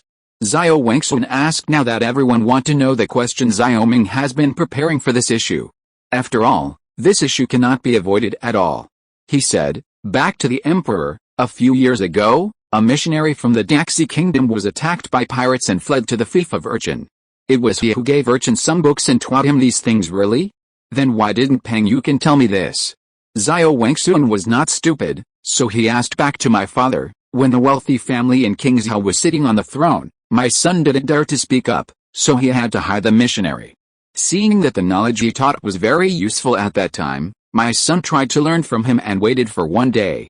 Defeat these nobles. Then where is this missionary now? The king of Shu suddenly asked, his face full of disbelief. Xiao Ming said, because the missionary was so seriously injured, he still fell ill after a year. Humph, death has no proof. The king of Shu sneered. Xiao Wangsun originally listened to Xiao Ming with great interest, but the king of Shu made rude remarks many times, and he snorted heavily. King of Shu, you are guilty. The king of Shu, who is like a cockfighting, was startled and said, Father, what is the sin of my son and minister? Crack. Xiao Wangsun slammed on the table, stood up and said angrily, you have blocked the saltpeter cave and banned saltpeter mining. I have sent someone to investigate it secretly. Do you really think I don't know? King Qi is defending against the barbarians in Kangzhou, but you don't care about the safety of the great Yu kingdom, and you are so scheming. You are simply the heart of a wolf child. You must force me to cut your position as a vassal king. Right, royal father. King Shu was so frightened that he knelt down immediately. Royal father, this son really didn't mean to target King Qi. Just, when speaking, he looked to the third prince for help. The third prince secretly scolded this younger brother for being stupid enough. He didn't support it under those circumstances, but he couldn't dismantle the backstage either. It was inevitable to settle accounts after the fall. But who made this king of Shu his brother? He said, Father, the king of Shu is at fault, but he will also make an unintentional mistake, because my son received news that some merchants were smuggling saltpeter to the barbarians. It is estimated that when this news was received, the king of Shu would ban the mining of saltpeter in a hurry. Yes, the royal father, that's what it looks like. The king of Shu said anxiously. Unlike hereditary territories with different surnames, if the royal vassal makes a big mistake, the emperor has the right to withdraw the edict. The fiefs of some unloved and young princes are nothing but a county because of this. The king of Shu was shocked. The vassal kings with fiefs and the vassal kings without fiefs had a huge disparity in status. Xiao Wangsun sneered, 3 princes, you are trying to excuse the king of Shu again. Father, this is really the case. The third prince was also sweating coldly behind his back. If it was anyone else, he really wouldn't dare to take this risk. Frowning his brows, Xiao Wangsun said, even so, the king of Shu acted so recklessly, and he couldn't hand over the saltpeter mine to him to act arbitrarily. Whereas Qin Chengming, the supervisor of the Xiaofu, the minister, is here. A red-robed official came out. From now on, the saltpeter mines in Shu are under the supervision of the Xiaofu superintendent, and the supply of saltpeter in various places is uniformly allocated by the Xiaofu superintendent. Now this artillery threatens the barbarians, and saltpeter is the top priority. The monthly allocation must be made to the I am very clear. Xiao Wangsun said. Father is wise. Xiao Ming's heart blossomed with joy. This king of Shu is really an immortal series. Now that the saltpeter mine is under the supervision of the Xiaofu supervisor, and under the supervision of Xiao Wangsun, he feels a little more at ease. However, in his opinion, Xiao Wangsun is also extremely shrewd. After the artillery, he extended his hand to the gunpowder, which is quite the idea of restraining all the forces in the world. After talking about this saltpeter, there was nothing else in the court, and the victory of Kangzhou made other trivial matters seem trivial. Xiao Ming took the opportunity to say, Father, my son is planning to return to Kangzhou in the next 2 days. I'm afraid we can't wait for the military competition. This big competition in the army is just a battle between various armies. According to the current situation, many people must be facing problems for themselves. He did not want to expose the combat power of the Kangzhou army. Second, his Kangzhou was not used to participate in these fancy projects. He thought about it for the past 2 days and decided not to participate. After all, after a few days, this month will pass at this time, Bishan's Blood Wolf tribe entered Yao's Hao, and he had to go back and personally supervise the construction of a brand new city wall. Chapter 220 Marriage. Well, that's fine. A country can't be without a lord for a day, and this vassal state can't be without a vassal king for a day. After a long time, people will be criticized. You can accompany your mother and concubine here in Chang'an for a few days and then set off back. Then Xiao Wangxuan said, My son, I have received news that Bishan's Blood Wolf tribe has entered Yao's Hao and took over Shanhaiguan. I am afraid that there will be more troubles on the grassland in the future, father. Rest assured, no matter who it is, my son dares to guarantee that Kang's Hao will not be broken. Xiao Ming assured Xiao Wangxuan nodded lightly. With a smile on his face, he said to the king of Shu, You should look at yourself as a brother. You should also introspect. The king of Shu hated extremely in his heart, but still said obediently, Yes, father. After getting some exquisite gifts from Xiao Ming, Xiao Wangxuan also wanted to go back and play slowly. He gestured to Feng Deshu, and Feng Deshu shouted, Retreat. There was nothing to do today. After the ministers shouted long live, they slowly withdrew from the Chenking Hall. Your Highness, Your Highness. As soon as he left the Chenking Hall, Luo Quan immediately followed and said, Your Highness, I still have this telescope. Can I give it to the old minister? Xiao Ming said, General Luo, feel at ease. There are no other people. You must be indispensable. Yesterday I went to visit Phase Hongshu, and I am going to send something to you today. Your Highness is polite. I don't want the rest. This telescope must be given to me. Those who don't fight can't understand the effect of this telescope on the battlefield really. Then I will move Ziyue King's Hao back. Xiao Ming said jokingly. Luo Quan was stunned when he heard it, and said, Your Highness, since this has been given away, there is no reason to take it back. Xiao Ming laughed. I knew that General Luo also likes wine. The two went out of the palace while talking. On the way, Xiao Ming thought about Luo Xin and suddenly asked, General Luo, I will go back in a few days.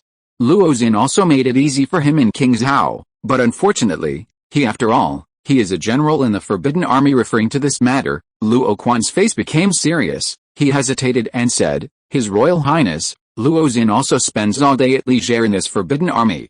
Instead, it is better to go back with His Highness and do a little for His Highness. If Your Highness does not dislike it, I will play to Your Majesty. How will I give Luo Xin to His Highness as a family? The mention of Luo Xin was a test for Luo Quan. If Luo Quan refused, it meant that he did not trust himself. This time, he proposed to let Luo Xin be his general, which was very pleasing to Xiao Ming. This is naturally the best. Thank you, General Luo, for your love. Xiao Ming smiled. Luo Quan said, There are still a few people in the Great Yu Kingdom who have the same ambition to serve the country as His Highness. With this alone, Luo Xin will make a difference in the future under His Highness. Cut off at once? What does the general mean? Xiao Ming asked in confusion. Luo Quan said, If you don't have far-sighted thoughts, you will have near-term worries.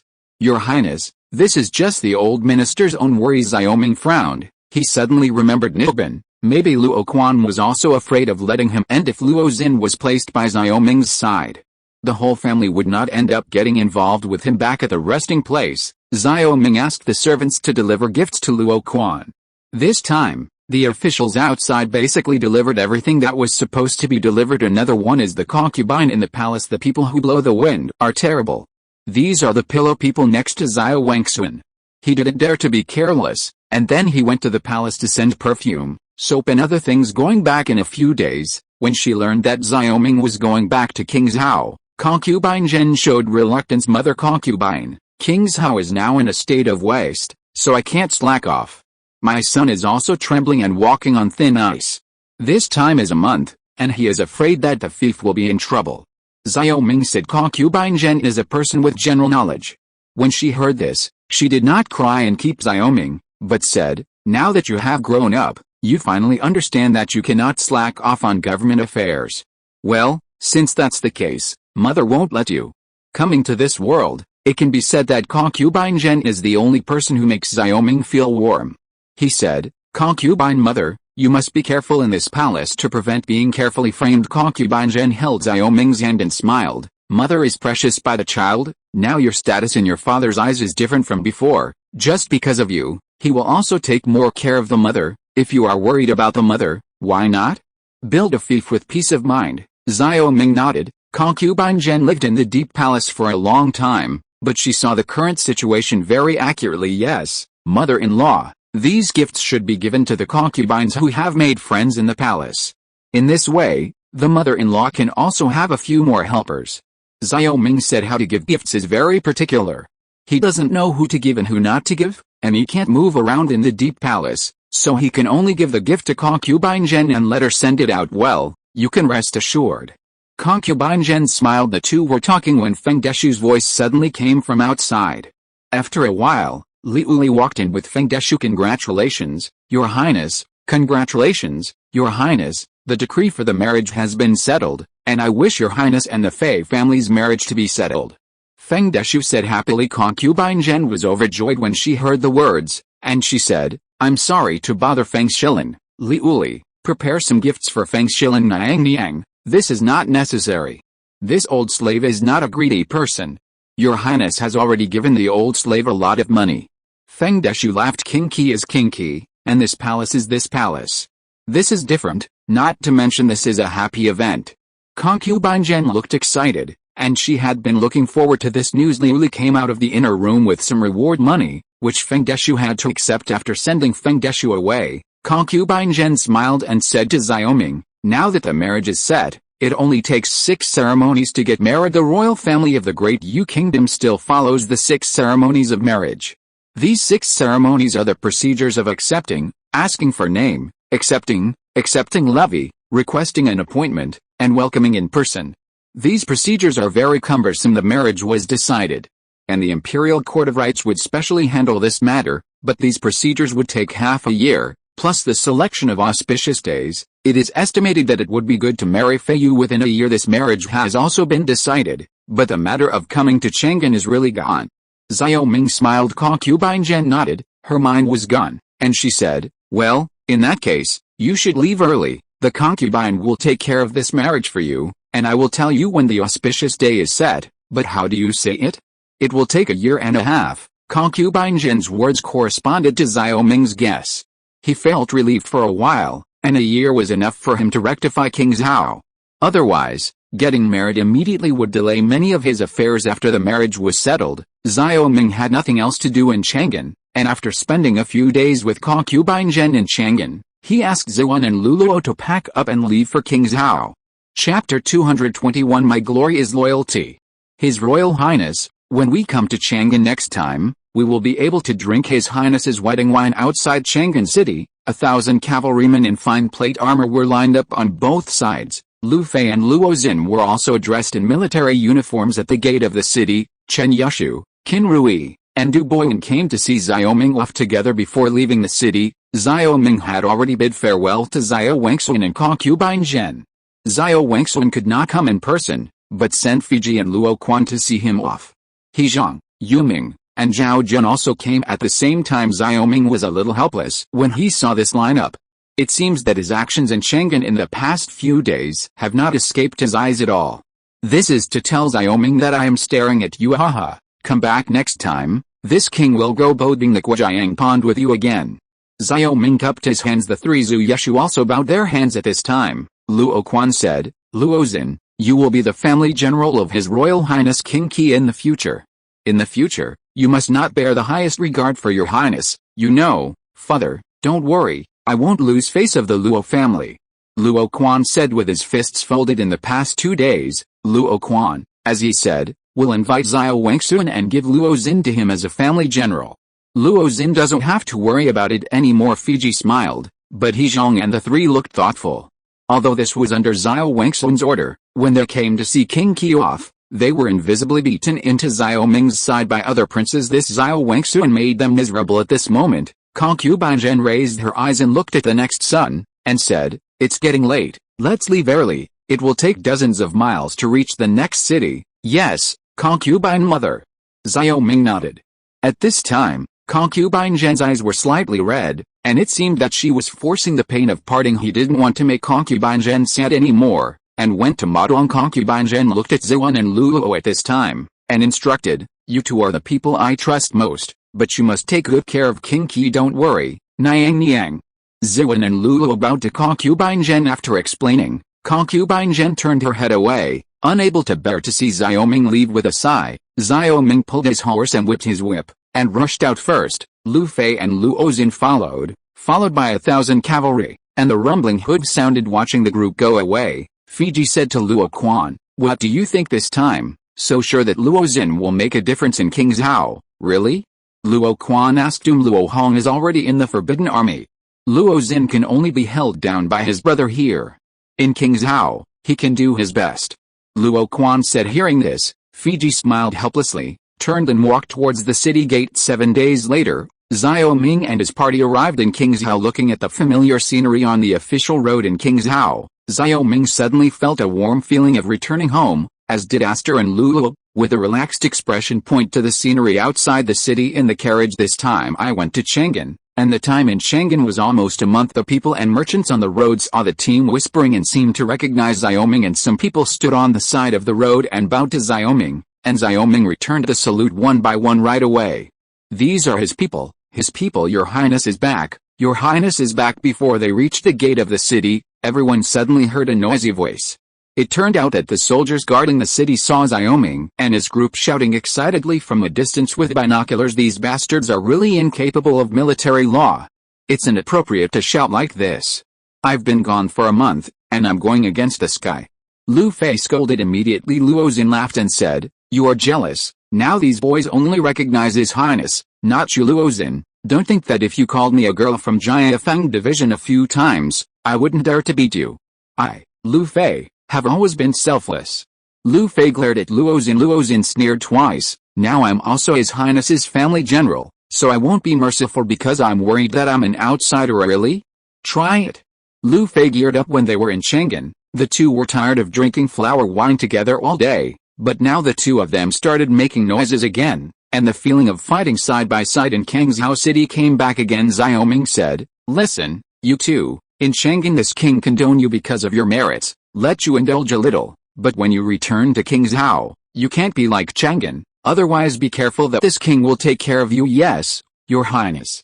The two said in unison. When they reached the gate of the city, the soldiers guarding the city stood upright one by one, without squinting their eyes, without the chaotic look just now. All clenched their right fists and put them on their left chests. This is the current military salute of the King Zhao army.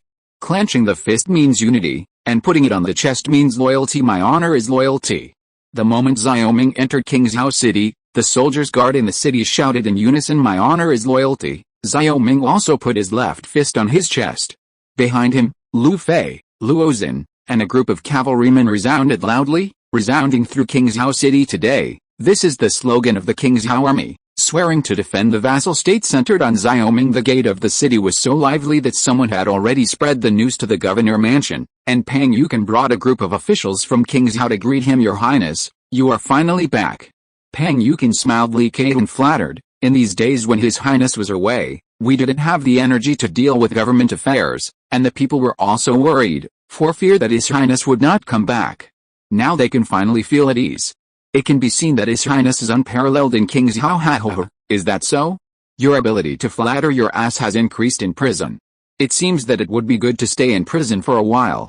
Xiaoming laughed. Lu Fei smiled gloomily and said, "That's not bad. This killing almost killed his highness. It should be with a sad expression." Li Keitun smiled bitterly. "Xiao Lu, don't bury me now. It's all about Chen Zilian and Guzi." Everyone immediately laughed when they heard this. After the Qin family was dealt with, the Battle of Kangzhou started. Because everyone was busy, Li Keitun was forgotten. He was imprisoned for more than a month. He thought that Xiaoming was going to punish him, and he almost died in prison scared to death. Later, the Chamber of Commerce became chaotic and made trouble to the governor mansion. And everyone remembered that Li Keitun had let him out when he returned to his own territory. Xiaoming felt relieved. Now that Chang'an's interest group has been initially established, it is sufficient to maintain contacts in the future. After that, his business will be taken care of in Chang'an. Now that he is back, he can finally bury his head in development. After a while of commotion, Pang Yukan said, "Your Highness, there is a big happy event happening this time." Chapter 222 The Progress of the Galen Ship. There was a lot of noise in front of the governor mansion. Because of Xiaoming's return, many people and merchants also stopped and watched, and they all looked excited when they learned that King Qi had returned to King Zhao. Everything they have now is given by Xiaoming, and naturally hope that Xiao Ming will always provide them with protection and convenience in King Xiao's happy event. When he was in Chang'an, Xiao Ming was disturbed by the 4 major problems in Fiji. Not to mention the barbarians, there were 2 restless neighbors in Linhai. Zhang Liang said yesterday that the first Galen ship will be completed soon. I came to ask His Highness how many days he can come back. I didn't expect His Highness to come back today. The Galen ship is almost finished? Xiao Ming exclaimed in surprise. Yes, Pang Yukin said that he had no feelings for this Galen ship, but seeing Xiao Ming so excited must be very important. Ha. That's great. This piece of Liang said that the 3 Galen ships will be handed over to this king by the end of the year. It seems that half a year has passed, and after all, it's a bit of a look. Xiao Ming said. Xiao Ming is so excited not because the Galen ship can sail far away, but because the launch of the Galen ship means that King Xiao has the ability to build a Galen ship. Then it is explained that since then King Xiao has a group of craftsmen who build large warships, which is extremely precious. With this group of craftsmen, he can officially expand and normalize the shipbuilding industry, in order to build a naval fleet in the future.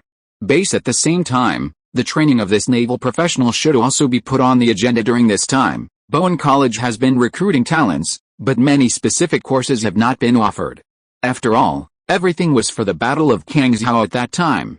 Looking back, it is time to put education on the agenda. After all, the advantage of technology spar is education. Xiao Ming was naturally excited when Galen ship had eyes on him, but like Pang Yukin, Lu Fei and Lu Ozin didn't feel anything to them. The Galen ship is just a ship and has no special meaning, and this is also the fundamental reason why the modern Navy has always been backward, never paying attention to maritime rights and interests. However, there is no way to do this. The soldiers in the north are not good at water stations. This is a common problem, and naturally they have no feeling for the ship. But Xiao Ming comes from modern times. He deeply knows that the ocean will bring wealth and power to a country, and the most important one is the trade route. Now the Silk Road is occupied by barbarians, which cuts off the trade route between the Great Yu and Western countries. This route is deadly to the Great Yu. In this way, a sea route becomes very necessary. After a brief chat with a group of officials at the governor mansion, Xiao Ming asked Zhuan and Luluo to go back first, while he and Pang Yukin went directly to the shipyard on the lower reaches of the Zhaoqing River outside the city. Lu Fei, Lu Ozin and others brought their cavalry into the King Xiao camp. Since Zhang Liang was asked to build a Galen ship, he has seldom intervened except for the transfer of slaves and the provision of woodworking lathes. From his point of view, he is reluctant to interfere too much with the duties of his subordinates, because in this way, not only are they tired, but they can't really master the technology he provides by themselves. Therefore, he only provided a set of drawings for the Galen ship, and the equipment department basically taught them in the form of lectures, and the specific operations were all explored by them. His Royal Highness, this is the front. After walking for half an hour on horseback, the two reached the position of Huan. The Zhaoqing River turned abruptly here, and the surface of the river swelled up. It was wide in the middle and narrow at both ends. Moreover, the river here seemed to be very deep, which was suitable for building a shipyard. Standing on the river bank, Xiao Ming looked down from the top. At this time, the hulls of 3 Galen boats were docked in the river bay. On the vast river beach, craftsmen were busy, and slaves were transporting logs and rivets back and forth. On the side of the river beach near the river bank is a 100-meter-long spired brick house. Many craftsmen come in and out, lift the processed wooden boards out, and there is the sound of sawing wood inside. This is the main building of the shipyard. At this time, Zhang Liang was holding the blueprint against the hull of the boat on the beach, and he kept pointing, as if he was correcting something. Li and Pang Yukin looked at each other and walked down the slope of the riverbank. The guards guarding the shipyard saw Xiao Ming and Pang Yukin coming, and immediately opened the door. Your Highness. Zhang Liang also noticed Xiao Ming and Pang Yukin at this time, and he immediately greeted them with a smile on his face. Not bad, it will be ready to sail soon.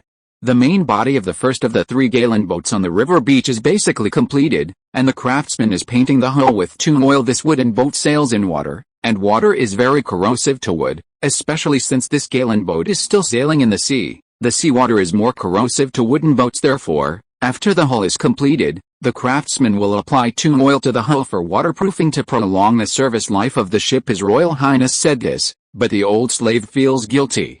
It seems that it is a little difficult to complete the 3 Galen ships this year, but the old slave must have completed it for His Highness if he does not eat or sleep. Zhang Liang was not only not happy, but a little scared. The 3 walked around the hull while walking. Xiao Ming actually had no hope of launching the 3 Galen ships, But he couldn't say it otherwise. These people will definitely slack off, so this indicator task cannot be relaxed, he said. If that's the case, then we have to work hard. Yes, Your Highness. Zhang Liang respectfully said. He is still guilty, and as a slave, he dare not be careless. Arriving under the boat, Xiao Ming patted the brackets on both sides of the boat. These brackets are made of wood, similar to the scaffolding on the building, and this construction method is also indicated on the drawings. In the past, shipbuilding was generally made of wood herringbone ladders, but this was not conducive to the construction of large ships, so scaffolding was first built during shipbuilding, so that craftsmen could climb up and down on it, install wooden boards, smash rivets, and brush tune oil. His Royal Highness, this kind of thing called scaffolding is indeed very convenient, but it makes the speed of shipbuilding much faster. Zhang Liang said, admiring Xiao Ming in his heart. And he didn't know how Xiao Ming learned about this method, that's for sure. After brushing the tune oil, the scaffolding will be dismantled and rebuilt to build the next Galen ship. This is called assembly line work, which saves materials and saves time on the beach. The 3 Galen boats all built scaffolding more than 10 meters high, but this is not a small project. Zhang Liang nodded when he heard the words. King Qi's mouth always came out with a few words he had never heard before. It was no surprise that he was looking for Xiao Ming this time, not only to tell the good news, but also some trouble. I have to tell Xiao Ming. Chapter 223 Everything is for resources. Sail. When Zhang Liang asked Xiao Ming this question, now the ship is built, but there is no way to sew the sails and beams, and the Galen ship has a tall mast and also needs sails of the same area. How did you sew canvas when you built a ship in the past? Xiao Ming said with a frown. Zhang Liang smiled bitterly. His Royal Highness, when the Wei family was here, he actually had a hand-woven textile workshop. Where did he buy the canvas? And now the Wei family and the Qin family have been destroyed by His Royal Highness. As soon as I finished building the hull, this workshop has been taken over by His Royal Highness. It is still under preparation, and has not yet been produced. This is the king's mistake. Now the Wei family's industry has been taken over by the government. I have been setting up this textile workshop some time ago, but it was delayed by the Battle of Kangzhou, and then I went to Chang'an. This thing has been lazy. Well, let's build the rest of the hull first, and you can bring the size and style of the sail to this king, and I'll tell them to produce it. Yes, Your Highness, I have already prepared this size. Zhang Liang took out a blueprint from his arms and handed it to Xiao Ming. After accepting the drawings, Xiao Ming and Pang Yukan will look at the other 3 Galen ships. According to this progress, they should be completed before the end of the year. Now that the ship is also available, the rest is to recruit crew members. According to the standard of a Galen ship should be equipped with about 150 crew members. This matter should also be put on the agenda, so he asked Zhang Liang, by the way, this Galen ship will be launched soon. You should be more familiar with this crew than this king. Where can you find a crew member who is more proficient in water? Speaking of Zhang Liang's confident appearance, he naturally knows where people are better in this area. During the years of shipbuilding, he said, His Royal Highness, when you asked me to be responsible for the construction of Dengzhou shipyard, I have been in that place for a while, and I still have some understanding of Dengzhou. Dengzhou is close to the sea, and most of the fishermen living in this place are fishing. For a living, fishermen from Dengzhou often came here to buy boats in the past, but in recent years, Japanese pirates ran rampant on the sea, and many Dengzhou fishermen who went out to sea were killed by pirates and their boats were robbed. Many fishermen were afraid of pirates, and few dared to go out to sea. I think it is the most suitable time to recruit fishermen, who are very suitable for the crew of the Galen. His Royal Highness, Zhang Liang's words are correct. Since ancient times, people have depended on the mountains to eat the mountains and the sea to eat the sea. Most of the people in Dengzhou made their living by fishing at sea. If you recruit them, you will definitely respond. After a pause, Pang Yukan continued, moreover, there are many people in Dengzhou who are desperate to sell illicit salt, all because of the amount of fishing. Dengzhou Governor Yang Qinggai has asked the lower officials how to deal with this illicit salt more than once. The dealer thing, well, since that's the case, in 2 days, you can follow me to Dengzhou to see the situation there. What this king is worried about is that these people are accustomed to living on the sea and don't think about farming. However, there are not many benefits, and the sale of illicit salt is strictly prohibited, so these people will probably complain a lot to the government officials, and if they mix with Koreans and Japanese pirate steal, it will not be good. Zhang Liang agreed. He said, His Royal Highness is very thoughtful. The fishermen at sea have no way to survive. They can only go ashore from pirates to burn, kill and loot. After all, this desperado can do anything. After negotiating the matter, and instructing Zhang Liang to speed up the progress, Xiao Ming and Pang Yu can return to Qingzhou together. Now the barbarians are still threatening the hinterland of Qingzhou north of Kangzhou, and now the land and sea have been cut off by pirates and pirates. As a result, it is difficult for his products from Qingzhou to travel northward along the Great South and sell the goods to other countries. The domestic market of Dao country is very important, but the overseas market is equally important, and one of the problems is that some of the resources needed by the industry are not available or lacking in China. For example, rubber trees, such as ironwood, needless to say the former. In the future, the butt plugs, belts and other objects of steam engines will need rubber. Ironwood is a kind of tree that is only rich in annan. The ironwood is hard and corrosion resistant. It is the first choice for shipbuilding wood. Now the Galen ship built by Zhang Liang is only made of local materials, and the wood with better quality is selected, but there are several kinds of pine and fir. The sailing life of the ships made of these wood is still not as good as that of the sail warships made of ironwood. In the era of great sailing, many ships were corroded by seawater during sailing due to material problems, dismembered and sunk into the seabed due to factors such as strong winds and waves. Therefore, it is extremely important to obtain the resource of ironwood, not to mention that this ironwood is also an excellent wood for military industry, special mechanical parts, and construction. And from the knowledge discourse in the Science and Technology database, one of the reasons for the rapid development of the West in the era of colonization is that Western countries can absorb resources from all over the world.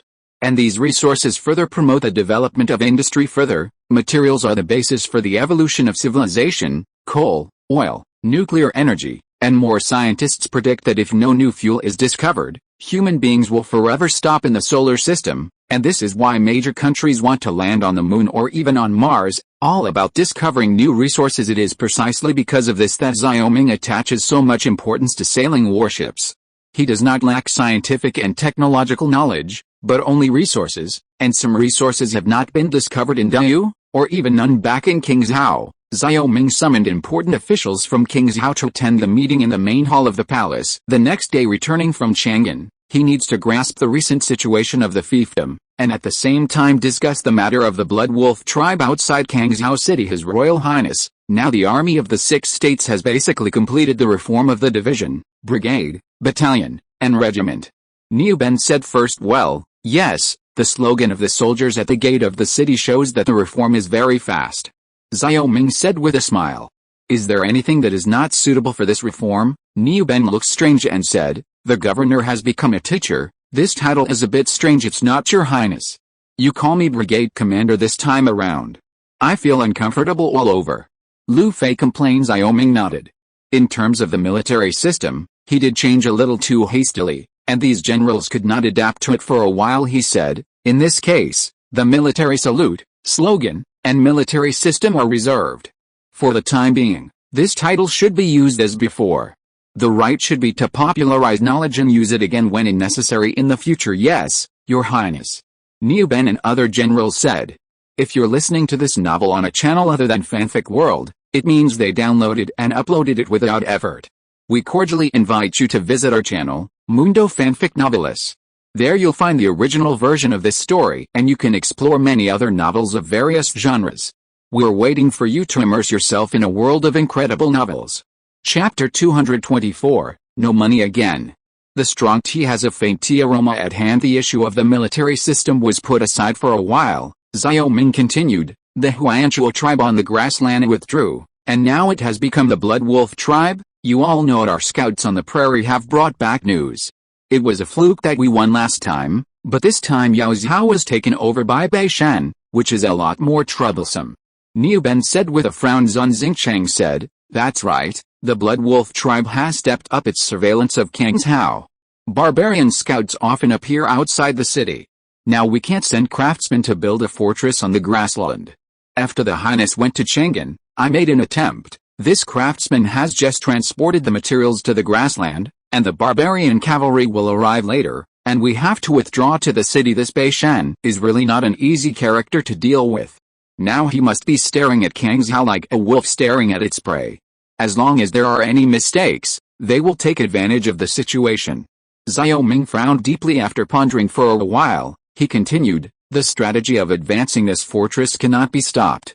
Since it is temporarily impossible to advance to the grasslands, the Kangzhou Pass must be built into an iron wall. After the meeting is over, I will teach you a brand new construction method. Yes, Your Highness. Zhan Xingcheng nodded at this time. Xiao Ming looked at Chen Qi. How is the military workshop now? Chen Qi said, His Royal Highness, the equipment of the equipment department has now been moved to the military workshop, and now the artillery is in normal production. This month, the military workshop has provided 20 artillery pieces for Kangzhou, but now the material problem cannot follow up. Chen Wenlong echoed, His Royal Highness, just relying on Jin Guanji's mine, this iron ore can't keep up. Now basically the iron ore shipped every day is only enough to produce one artillery piece, and sometimes the materials for a piece of artillery are all not enough. This problem is basically unsolved for Xiao Ming now. After all, this mine is not a problem that the more people there are, the more mining, because after the iron ore on the surface is dug, it can only continue to dig underground.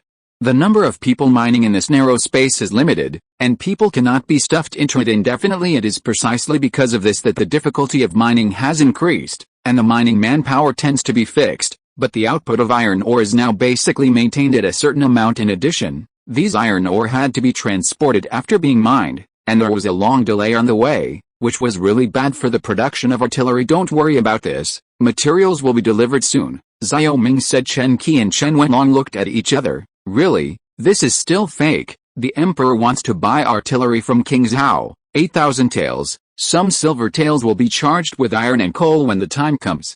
And there are other vassal kings. In this way, it is equivalent to the basic iron and coal of Dayu Kingdom. It will be transported to Kangzhou. Lu Fei said loudly. Purchasing? Your Highness, this artillery is the lifeblood for us to deal with the barbarians. If we don't have enough, how can we sell it?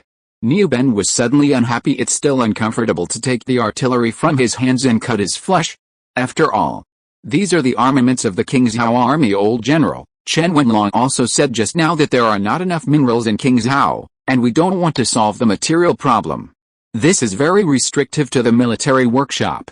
Not to mention that the emperor's life is difficult to violate. We must also consider the money. The cost of this cannon is only 2,000 or 3,000 taels, and now we buy 8,000 taels, which means that for every cannon we provide to the court, we in Kangzhou can earn 2 or 3 cannons for nothing at the same time, and this business is a steady profit. Xiao Ming analyzed. Niu Ben was stunned for a moment, and the thought came back to his senses. He smiled and said, Your Highness, I'm really confused. When the crowd heard the words, they laughed kindly. However, our military workshop is going to have enough trouble now. Your Highness, you have to send some more slaves here, otherwise there will not be enough manpower. Chen Qi said this is no problem, but this time the artillery we sell and the artillery we use must be produced separately. At least we must ensure that the range and power of the artillery sold are not as good as the artillery of Kangzhou, so that if these artillery fall into the hands of foreign enemies in the future, we can also suppress it. Xiao Ming warned. Niu Ben and the others nodded when they heard the words. They were about to talk about this issue. It seemed that Xiao Ming had considered all aspects. After the military issue was finished, Pang Yukan said, Your Highness, this year, the grain harvests in the 6 states have been bumper, and many people have sold the grain to the government office. Now the backlog of food in the government office is 500,000 stone, plus the army.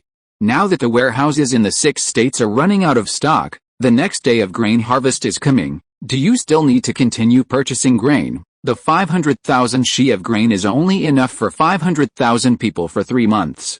It is more than enough to feed the army, but it is far from enough. According to modern standards, it should be enough for at least 3 years, because once the war comes, production will be destroyed. For example, in the Battle of Kangzhou, although there were only 50,000 auxiliary soldiers, but there were 200,000 to 300,000 people mobilized to transport food and grass and prepare materials for siege. These strong laborers are recruited, and the family's fields cannot be properly cared for.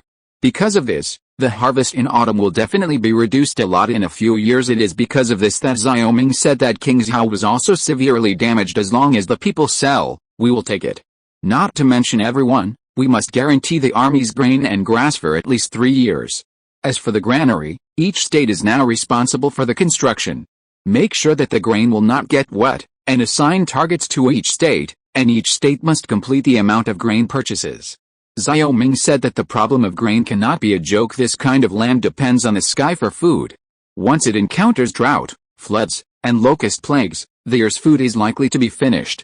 Therefore, taking advantage of the harvest season of food to purchase a large amount of food can ensure that there will be no trouble in the event of natural and man-made disasters. Pang Yuken nodded, wrote down Xiao Ming's words, and then said, "Your Highness, there are only 2 million taels of silver left in the treasury. At this time, do you want to take a look at the account book? The saddest thing in the world is that people live well, but the money is gone." Pang Yuken's words gave Xiao Ming a stomachache. Now all the money earned by the Chamber of Commerce will be put into the government treasury, which will be allocated by the government, so the accounts can be seen clearly. The money he earned was just to buy cattle for the people, and he spent more than 1 million taels forging farm tools.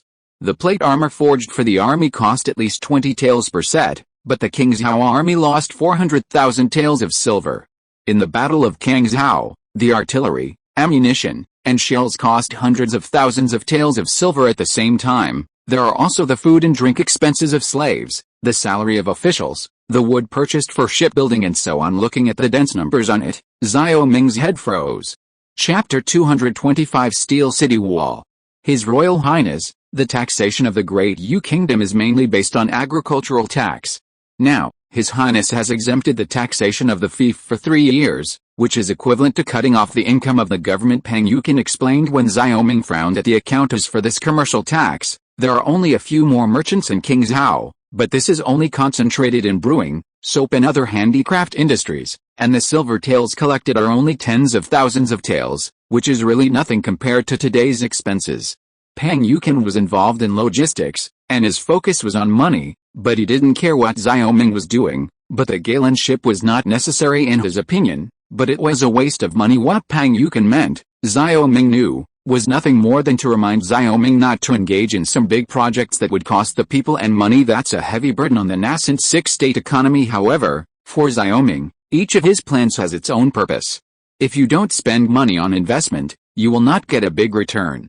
Pang Yuken probably can't see this point. After Pang Yuken finished speaking, Xiao Ming looked at Li Keun. This management of fiefs is also like managing companies. The army, people's livelihood, and government offices are all big spenders, while the Chamber of Commerce represented by Li Keun is a big moneymaker. So every time I see Li Keun, Xiao Ming is more happy than seeing Pang Yuken, because Li Keun said how much money he made as soon as he opened his mouth. Pang Yuken said how much money he spent as soon as he opened his mouth, and then he asked for money. His Royal Highness, for more than a year, the domestic market in Daewoo is not as hot as it was at the beginning, and the soap and perfume can be used for a long time after one purchase. During this time, the demand has dropped significantly. As for Zhou, although it has declined, it is still stable. Adding these things together, the Chamber of Commerce can also receive about 300,000 taels of silver a month. Li Keun said, 300,000 taels? Xiao Ming's face was a little ugly. So few. A lot, Your Highness. You auction off all the sales rights, and now we can only make a small profit. But after the wealthy family was wiped out, the Chang'an market is in the hands of the Chamber of Commerce.